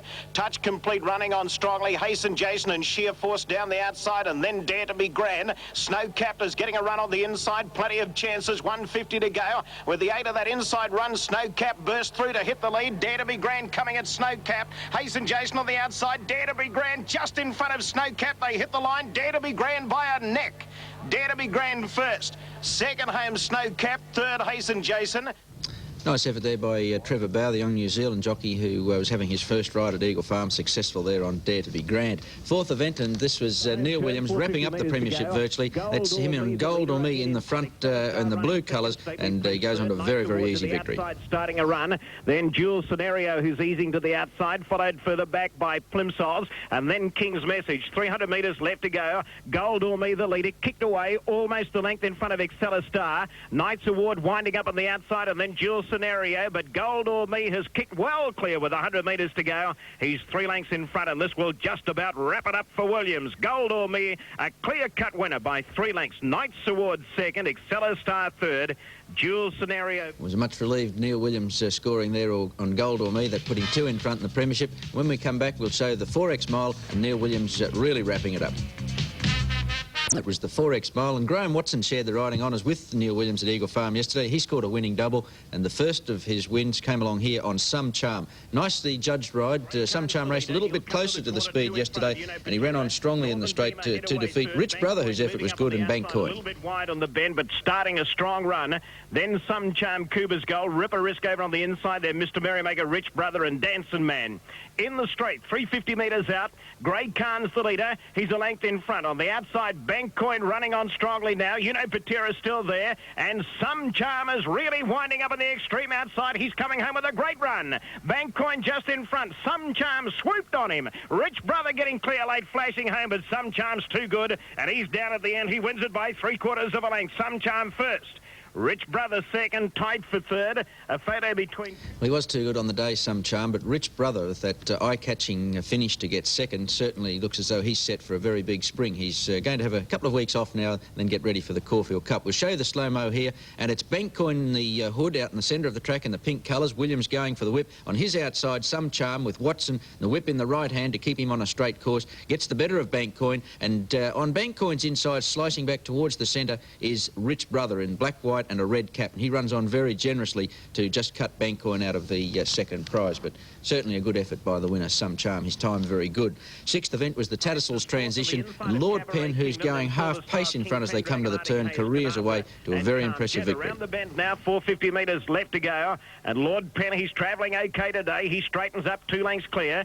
Copper Flyer in second place on the outside, then Prance muted. Out wide on the track, Silver Style running on fairly well, but he's gone for the favourite now, and he's kicked away from them, Lord Penn. Lord Penn 3 lengths in front of Prance, then Copper Flyer and Silver Style, but it's a different horse today, Lord Penn. Look at him go. He's racing away from them. He's going to win it by 5 lengths. Lord Penn goes to the post and scores easily. Prance second, tight third. It's a photo between Silver Style and Copper Flyer. It was a different horse yesterday, Lord Penn. He's going to go right on with the job. I think he's a good thing to get through and win in flying class very quickly. Seventh event was one of the bookies here. Chance Ali, a nice way for Lane Yeomans to farewell Brisbane. He's going to Melbourne this week and he scores on the 40-1 pop. Jamaro's back last. Van Halem about third last and hard ridden. As they straighten up, 400 metres left to go. Royal Offer swept up on the outside of Trayamir Song to go to the lead, but is tackled immediately by My Politician. Biltmore just behind them. Fairy Prince and King's Bishop down the outside, and Chance Ali is coming through with a great run in the middle. 200 metres left to go, and Chance Ali raced up to them to go to the lead. Chance Ali a length in front. Biltmore going with Chance Ali, and then Fairy Prince, but Chance Ali is going to be too good, and Chance Ali is racing away close to home to win it by 2 lengths. Chance Ali first, Fairy Prince second, Biltmore third, then King's Bishop. Pretty smart win there by Chance Ali, and she might be able to pick up another race. So, eighth event was the High Flyer Welter, and Graham Watson wrapping up his double here, and much to the relief of bookmakers, he scored on Bond Princess at 20-1 to defeat the sensationally backed White Jewel. 50 metres left to go. Bond Princess the leader. She's a length in front of Gaelic Chief and Roman Knight cruising up to them 3 wide. White Jewel in a pocket on the rails behind them. Then Run Ashore and Afro Lady running on strongly on the outside. Tamarind and Star Practice back behind them, and then Lord Reese. They've got 250 metres left to go. Bond Princess just in front of Roman Knight. Afro Lady coming home solidly on the outside, and White Jewel getting a run on the rails. Bond Princess is still the leader. Bond Princess just in front of White Jewel, who's trying hard. Bond Princess a half length in front. She's kicked again. She's almost a length in front. White Jewel can't reach her, and Bond Princess wins it. Bond Princess first, White Jewel second. They streeted the rest of the field. 20-1 chance, Bond Princess, to the cheers of bookies getting home in the last. Well, about the happiest man in Brisbane yesterday, maybe even Queensland, was Neil Williams. He wrapped up the premiership with a winning double, and we spoke to him after the last race at Eagle Farm. Neil, firstly, congratulations. Thanks very much, Pat. Must mean a lot to you. You turned 21 this year to win the premiership. It's a big thing. Yeah, for sure. Winning it as an apprentice was certainly a big thrill, but to do it, you know, my first year out as a fully fledged rider, it was, you know, a great thrill. And the pressure was on the last fortnight. It really went right down to the wire. Yeah, for sure. You know, Duffy made such a good comeback and had the pressure on pretty heavy for the last couple of weeks. You know, people haven't given us really any time off. They always mention it. You know, eat, sleep, drink, all racing, so it's good to be over. Well, you had the double today and it wrapped it up, 86-83. Did you feel going into the day that you had to ride winners to hold Gavin out? Well, yes, I felt reasonably comfortable in while I had the one-win lead, but I was destined to ride a couple just to make it a little bit easier. Neil, you're obviously going to come in for offers interstate and possibly overseas. How long do you think Queensland will hold you? While I'm still winning, they'll certainly hold me, but if I get a real good offer, you know, I'll have to give it some serious thought. You have ridden in the south. You enjoy the style of racing down there and the lifestyle down in the south? Oh, maybe not quite as good as surface, but it's, you know, it'll do me. And what about perhaps overseas? Yeah, I think if I got an offer, I'd be forced to go overseas. Well, that season's gone. We start next week at Doomben with the new season. It's another battle. What's going to happen in the immediate future? Well, I'll be taking a trip to Darwin next week and having a few days up there over the Cup Carnival, but I'll be back before long and into it again. See if you can make it 3 in a row. I hope so. Good on you, Neil. Thanks a lot, Pat. Tap. Thanks. Neil Williams, who scored his second premiership win in a row at Eagle Farm yesterday. We'll now have a look at the TAB information. 489 the treble, $4,504.50, good dividend. 8 and 9 the double, $584.30. And the extra double from Eagle Farm, 1 and 5 paid $83.70. That's our Brisbane racing, and it's a very, very tense finish. A break to comma, well back Main Kingdom, definite ring. King's Promise weaving his way through as they get into the straight. 250 to go, Sine headed up in front by length Benarkin. Then Smoky Collar, Meteor, Flash, out 12, Tricateur. And then King's Promise down the centre of the track with a big run. 150 to go, Benarkin just in front. Sine, here's King's Promise with a rattling run. King's Promise raced up, grabbed the lead with 100 to go. He shot to the front from Smoky Collar and King's Promise just in front. Oh, it's tight. King's Promise. Well, it was a very deceptive finish there. It was King's Promise on the outside, getting the verdict over Smoky Cola. That is our Queensland racing segment this morning. We'll take a break and come back and have a look at Warwick Farm. I can't think of anything. I didn't think so, no. Well, we missed that and going about. Yes, well, it was Warwick Farm yesterday, and it's sort of the lull before the storm, the spring carnival just round the corner, but pretty moderate lot of horses there yesterday. Mick Dittman, of course, forced out of action with the flu, and apprentices dominated the day. They won 5 of the 8 events. The first went to Whimper, who is anything but a wimp. He fought back like a caged lion. He looked beaten on a number of occasions in the straight, and somehow or other he kicked back to score by a long neck from Deboys. Lot of them, and Deboys out in the centre of the track straight away and coming to the 200. It's Deboys 3/4 of a length, Whimper followed by Ferris King and then Jukebox Jury. Whimper's fighting back, Deboys tending to die on his run. Whimper's cutting him down. Whimper races clear, and Whimper's going to come away and win. Whimper puts up a gallant performance to beat Deboys. He just died in the last 100, Deboys. Third home was Ferris King, then Whiskey Kingdom. A length. Second went to the grey Linoleum, who fought on very well under desperate riding to just hold off Gallant Gesture. Somerset Smile and then Gallant Gesture popped the question. They come past the 200, and Linoleum's rider Compton goes for the whip. Here's Quentin on Gallant Gesture emerging, followed by Cobell and Avon Starkus. Linoleum just in front from Gallant Gesture, holding him at the moment. Linoleum still the leader, and they hit it. Linoleum, I think, by a nose. Linoleum maybe a nose, Gallant Gesture. Third was Cobell. Some pretty weary horses at the end of the Murray Handicap, 2100 metres. Folsom outplugs Polomola. Miss Clico starting to run home down the udder. It's Folsom leading at the 200. Trick Gold second, followed by Polomola. Gold Sabre. Miss Clico won't go on with it. Folsom still in front, however. They've got to catch this guy, Deceiver Folsom. He's showing no signs of weakening, and he's got Polomola's measure. And Folsom wins it well. Folsom from Polomola and Gold Sabre. It was the Bruce Compton power with the whip which lifted Zephyr Ace to victory. He's third at this stage, and he just gets there the last 50 metres. Courageously, the old fella. Here's Zephyr Ace putting in his claim, and Dynamo on the outside starting to pick up the bit. Steel caught by Sunsmoke. Sunsmoke now puts the head in front on the outside. Zephyr Ace is the danger to Sunsmoke. Zephyr Ace draws level with Sunsmoke and goes home best. It's Zephyr Ace winning narrowly from Sunsmoke. Third was Steel, and then Dynamo Pulsane, Peninsula Swift Interest. They're on really pretty race, very greenly. We're still able to get home in the 5th from Curamala. Who shows the way from the favourite by about 3/4 of a length. The length third Curamala, then Sunny Melody on the outside from Magic Contract and Hardy Red. But now the favourite shot clear, and coming to the 200 metres, really pretty the leader. Here's Sunny Melody on the outside, battling on, followed by Curamala. Really pretty just in front. Now Curamala comes at her from Sunny Melody. Really pretty hanging. She's just in front. She'll hold Curamala. She's given Barker a hard ride, but she gets the money really pretty narrowly from Curamala. Third, Hardy Red, then Sunny Melody weakening on her run from Magic Contract. 6th event, and Cryptic Verse was heavily backed. She looked in some trouble after they straightened, but then kicked right away to score most impressively. Right too. Cryptic Verse, he snuck a peep over the left side. Zab, he goes for home on Cryptic Verse. Morning Patrol in hot pursuit. Third is Comanche King, followed by Night Rain. A good gap, Chulada, but Cryptic Verse going solidly at the 120. Holding Morning Patrol, Comanche King. Forget about Chulada finding it too short, but Cryptic Verse is another one for the late mail. Cryptic Verse strides home generously to win it by 2 lengths to Morning Patrol. Comanche King has run third, then Night Rain. That was a nice piece of work. And here's another one for the Zarb Denim combination when Winavi on the inside in the white colours just holds off Castanilla. 2 lengths Meticulous and Prince Ashlar. At the 200, Zarb first to get anxious on Winavi. Just leads Southern Blaze. Castanilla on the outside and Gifted King. Winavi in front. Castanilla on the outside is cutting him down. Winavi veering back to the fence. Castanilla has almost caught him, but Winavi's clinging on for grim death and he's home. Winavi's just won from Castanilla. Third home was Southern Blaze, then Prince Ashlar.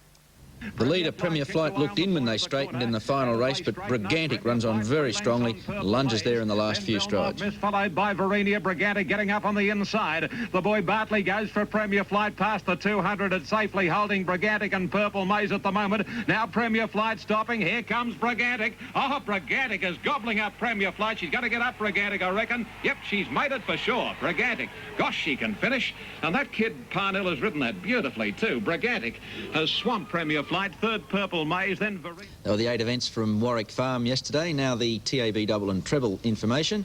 The venue for Melbourne Racing, it was Darren Gauci with a treble taking the honours, and he took out both the apprentice and the jockeys premierships in Melbourne this year. Great young rider. First event was the hurdle. Baglaga Boy wins by a big space.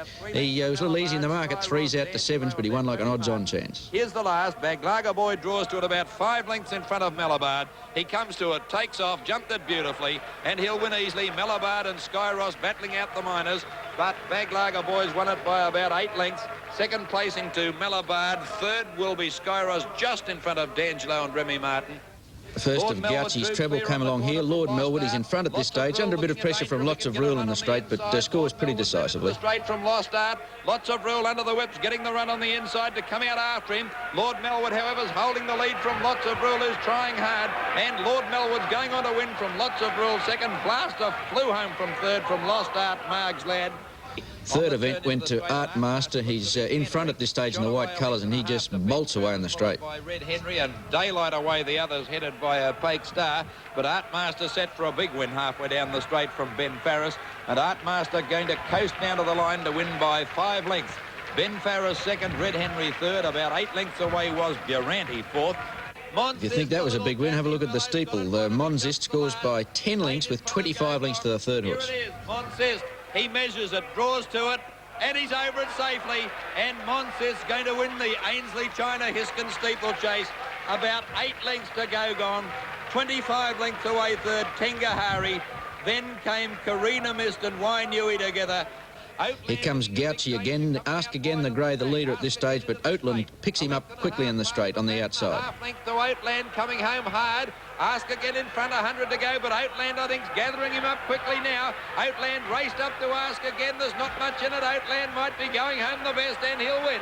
Oatland a neck to Ask again. 3 lengths to pass the baton third. Then Fearless Charm, Lady Leontine. Gauci yet again as he wraps up his treble. He scores here on Netcall, who pegs back this leader, Mum's Pride, who gets very weary at the finish. In front, Netcall's running on well into second placing. Mum's Pride starting to stop as they get near the line. Netcall's flying over and it'll get up, I think. Netcall flashes up and one at a nostril to Mum's Pride. Third placing, Straight Grey ran on well, and they're followed by Gold Consoles. Impressive victory to the well-bred Private Word in the 7th. This is a very, very good win. Getting out when it's all over from voting paper, but Private Word shot away halfway down the straight from El Nam.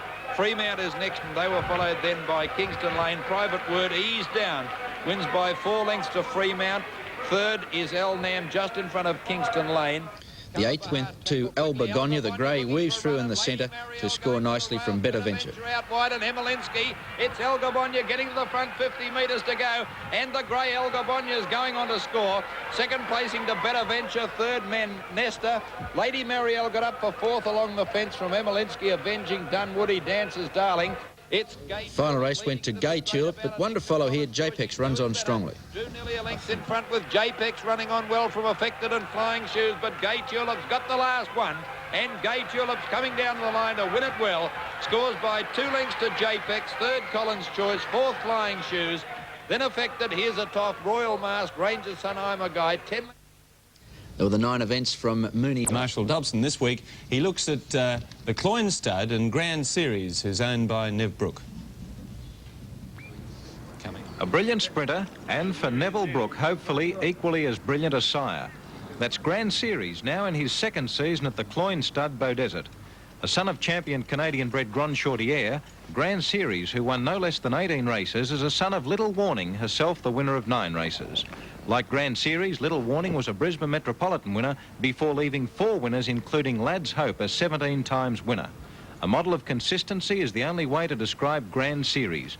As a winner from 850 to 1350 metres, he was a real crowd pleaser, and with a strong book of first season mares to his name, this term could be even better. The associate stallions Rathdowney and Boogie Woogie, like Grand Series, are colonial products. Rathdowney, a son of Creole, was the stakes place winner of 8 races, whose main claim to fame is being the sire of the Flying Gunyati, as well as the likes of Rathy's Delight, Pandowney and Princess Capri. Those with an eye to breeding stayers could look to Boogie Woogie, as white as driven snow, a stakes winner himself, with 7 wins on the board from 1600 to 2400 metres.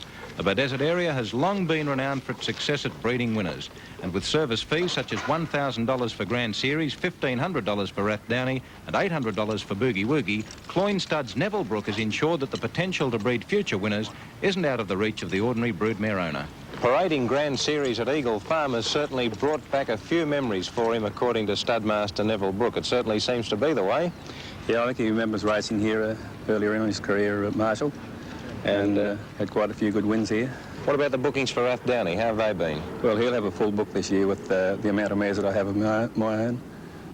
Because by King Shabadon in the centre, and Arctic Hayes moved up on the outside to make a line of 3, and in fact Pokey's Nose in front. Back in 4th place now, Calm Jet running on fairly well, and then Delegate Roanoke Lad, and further back King Pendragon. 300 metres left to go, and Calm Jet sprinted up on the outside of those other 3, and he's raced to the front.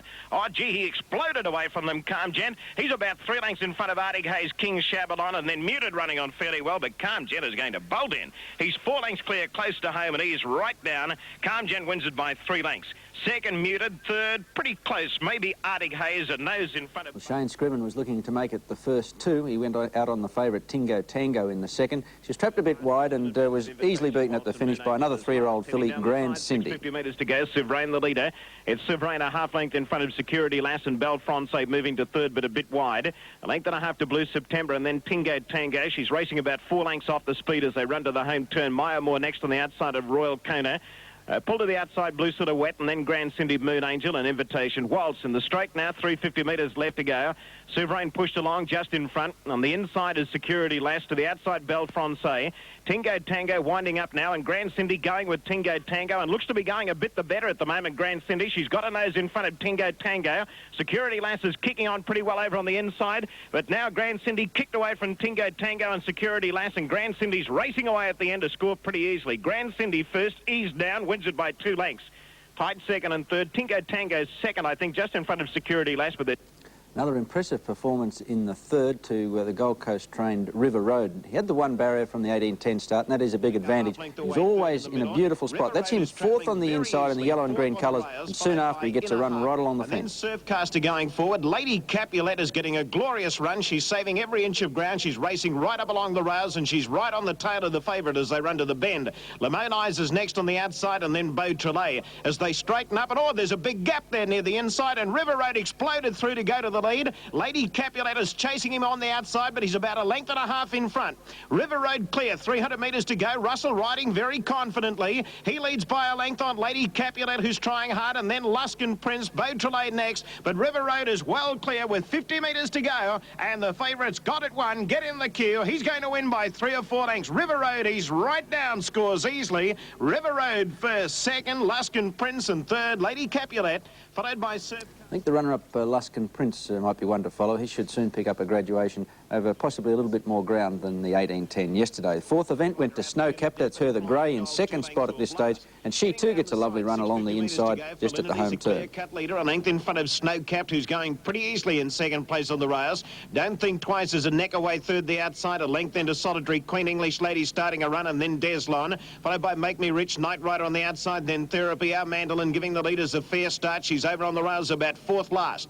As they straighten up now, 350 metres to go. Felinity still the leader. leader. Don't Think Twice running on gamely with English Lady on the outside and Snow-Capped over on the rails, and then our Mandolin who's making ground. 150 metres to go, and Snow-Capped, she's raced through on the inside. She's hit the lead now. Snow-Capped in front of Felinity, our Mandolin and English Lady, and Solitary Queen's flying on the outside. Snow-Capped in front as they hit it. Snow-Capped first. Snow-Capped has won it from either Felinity, Solitary Queen, our Mandolin, English... Snow-Capped back to form to take out the fourth event at Eagle Farm yesterday. We'll take a Brascott handicap, and the star attraction was Lord Penn. He was the favourite.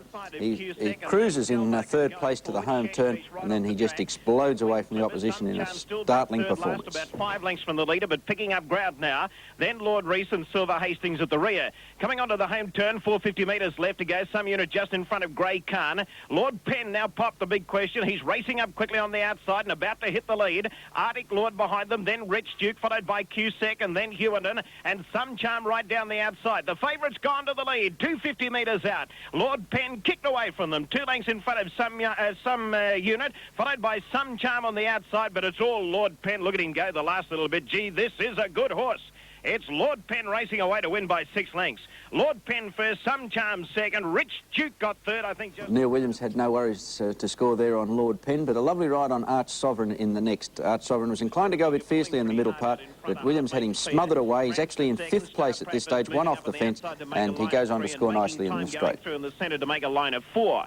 Galaxy Gal is 5th on the inside of Arch Sovereign, and then Kiwi Frank. Malara Lad second, last Life's Ambition at the rear. Around the home turn, 450 metres to go. Mr. Amiga just in front of Prance and making time. Star Practice dropped back. Arch Sovereign pulled to the outside, putting in a big run, and then Galaxy Gal and Malara Lad. They've got 250 metres left to go, and Arch Sovereign swooped on those leaders. He raced up on the outside, went to the lead. Mr. Amiga's kicking again near the inside with Prance and then making time and Galaxy Gal. Arch Sovereign in front. He's racing a little bit erratically, but he's going to be too good for them. And Arch Sovereign is starting to sprint clear close to home, and he goes on to win by 1.5 lengths.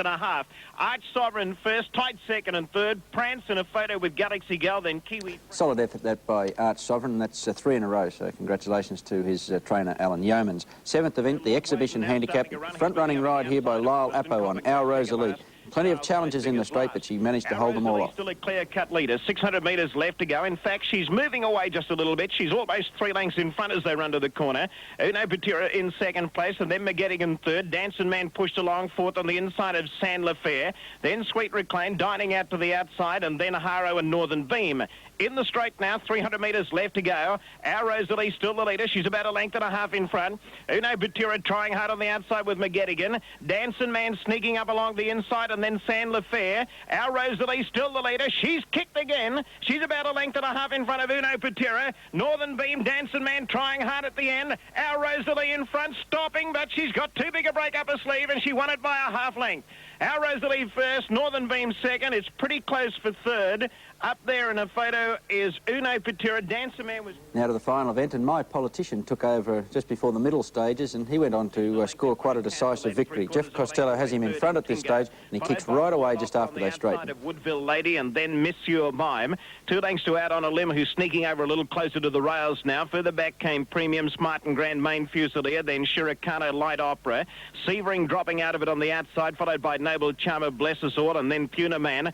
Second last is Court of the Canyon, and Duchess Bourbon is last. Straightening up now, just short of 400 metres to go. My Politician kicked away, 2 lengths in front. Castellet running second, and Tingo third. Main Fusilier hitting top gear on the outside. He's winding up pretty quickly. He's coming out after this leader, but My Politician has still got a nice break. He's about 2 lengths in front. Main Fusilier into second place. It's My Politician holding Main Fusilier close to home. Out on a Limb running on fairly well for third, but as they hit the line, My Politician's too good, and he wins it by 1.5 lengths. Main Fusilier second. Out on a Limb got third. Then in certainly, I think the runner-up Main Fusilier, and under hard riding, he went on to score by about 3/4 of a length from Grey Ace. Comes Funds of Fortune setting after the leader quickly. A length the Gifted King putting in his claim, followed by Greenridge, Fair Verdict, and Grey Ace is zooming down the centre. Now Gifted King takes the lead. Funds of Fortune second. Fair Verdict and Grey Ace on the outside. Gifted King in front. Grey Ace on the outside, trying hard to pick him up, but in vain, and Gifted King will win. Fun of his life.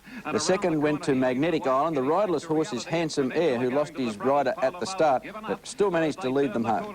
Peninsula leads the way. Polar Mola second, followed on the outside by Young Charger. Then comes Benny. A break to Our Year and Magnetic Island making ground. Hussar's Commanders behind those horses. It's Young Charger taken on by Magnetic Island. Oh, Magnetic Island, he shot to the lead. And Magnetic Island is starting to come away from Young Charger and Sharp Star. And this is the third, went to King Randell, very, very promising horse. He wintered in Brisbane. He's obviously taken some benefit from that time up here. That's in fourth in the red cap. On the outside, putting in his claim, King Randell from Way to Rua. And Home Office getting into the open now. King Randell is after Steal at the 200. He's bridging the gap, King Randell. He draws level. Home Office battling on. Home Office after King Randell. King Randell in front of Home Office, getting close to home. He's too good, King Randell. This is the fourth. La Panessa's in front. Just holds off Forest King and Jukebox Jury. Back, and Chilada's got three behind him. They straighten. La Panessa leads a length. Morning Patrol, who's about to get out. On the outside, running home is Forest King, and then comes Gallant Avon. Chilada a long way from them. La Panessa leads the way from Forest King. La Panessa under the whip. Forest King, the rider, now goes for it, but La Panessa's hanging on. Forest King's not going to catch La Panessa. So double. Now, this is the start of the San Domenico. You'll notice the grey horse, Let's Get Physical, a clear last, and he does very well to win. Conspicuous tail ender settling down, and the early leader is Senshire from Mighty Tower, and between them Double Quick Time. Here's Timothy rushing up on the inside to make a line of four, and Let's Get Physical is tagging Timothy through. He's racing a little greenly from Hot and Hazy Swelligan, followed then by Acumen Normandy Bay. Shankhill last, second last, and Handy Proverbs last. 5:50 to go, and Timothy leads narrowly from Mighty Tower and three deep Double Quick Time. A length and a half to Let's Get Physical on the inside of Senshire. Making ground Shankhill last, and a length of Hot and Hazy Swelligan, followed by Acumen. Around the corner, plenty of room for Let's Get Physical as Mighty Tower's hung the leader Timothy. A length and a quarter, Let's Get Physical going after him quickly. Third, Mighty Tower. Acumen getting up on the inside. Let's Get Physical bridging the gap on Timothy. It's Let's Get Physical, a neck behind Timothy. He's going better, the favourite. He gains the upper hand, flying home Shankhill Lash. But Let's Get Physical. Now the slow-mo, and that's Let's Get Physical coming after Timothy. A lot of people thought the early effort after bungling the start would tell, but here he's just stronger than Timothy in the last 100 metres, and he draws away to score nicely. Shankhill Lass running on strongly out late. Mick Dittman's mount. This filly might be one to follow, but certainly the honours of the day with Let's Get Physical. The sixth went to Margic, well backed, 8s into 11 to 2, and a well-timed burst in the straight to score nicely. Around the corner, the Ruffy Effective Star, in front by a length and a quarter. Gallic Waters after it now, followed by Kiramala, Lady Jewel, and here's Margic down the outside. Margic is quickly picking up Effective Star. Gallic Waters between them, but Margic, oh, the mail's right here. Margic is sweeping right away from Gallic Waters. Sudden Impulse will get up for third, but a breeze for Margic. Redecorate. Seventh went to Vain Top narrowly, the eye-catching run from Riverdale. He's last at this stage in the red colours and the yellow cap. And the speedy youngster wins early, a length and a half. Vain Top trying to get out. Yellow Prince is holding him in. And then Moto, followed by Redecorate. The leader wins early. Oh, Vain Top. He's out now, Vain Top. He's coming out after Winzali. Winzali just in front. Vain Top starting to come at him. And Riverdale flying. They hit it, Vain Top. I think Vain Top might have just won this. Now, this is Riverdale on the outside. You can see in the red colours, he's about 4 lengths off the leaders at this stage. Vain Top in the yellow, angling for that run just around the leader's heels, and he goes after the leader. And here comes Riverdale with giant strides down the outside.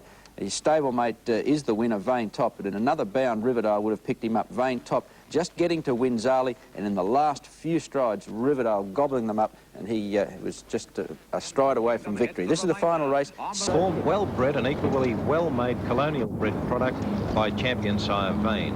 Golden Glimmer, just a 5-year-old, is standing this season his debut at stud for Henry and Elaine Clark at Shamrock Vale Stud. Golden Glimmer was a brilliant juvenile, winning no less than 8 2-year-old races and taking the title of Clarence River Jockey Club 2-year-old of the season. Included in his total of 11 wins were the Ahern Stakes, a listed race at Doomben, and the Rose Hill Benelong Stakes. Earning more than $38,000 in prize money, Golden Glimmer has scorched over the 1,000-metre trip in a blistering 57.1 seconds. But little wonder why. His sire, the legendary Vain, has left the winners of $6.5 million in prize money. A champion Australian 2-year-old and overall sire, Vain has left 2 Golden Slipper winners, Sadapper and Inspired, who followed the deeds of their sire. Golden Glimmer's first 3 dams were Metropolitan winners, with his dam being by noted broodmare sire Lee Cadonia.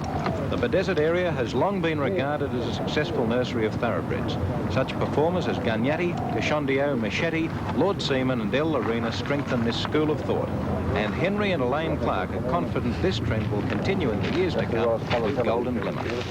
Henry and Elaine Clark are standing Golden Glimmer. And Henry, what was it about the horse that first attracted you? Well, I think the first thing that really attracted to me is the fact that the horse had won no less than 8 two-year-old races, which very few horses in Australia can claim. And his father was one of the best racehorses that Australia had ever seen, plus the fact that he's one of the best sires that the country's ever had. Now, on his maternal side, he's got very strong claims. Yes, his first 4 dams actually are all Metropolitan winners and top producers. And his first 3 dams have produced winners of no less than over $12 million, plus the fact that his second dam is by Todman, who's another Golden Slipper winner, and his father's a Golden Slipper winner. I don't think you can do much better. And next week's Thoroughbred breeding segment takes a look at Waverley Park Stud, where they're standing Copper Kingdom and Decidedly. I'll be back after this break with a look at harness racing from Albion Park last night.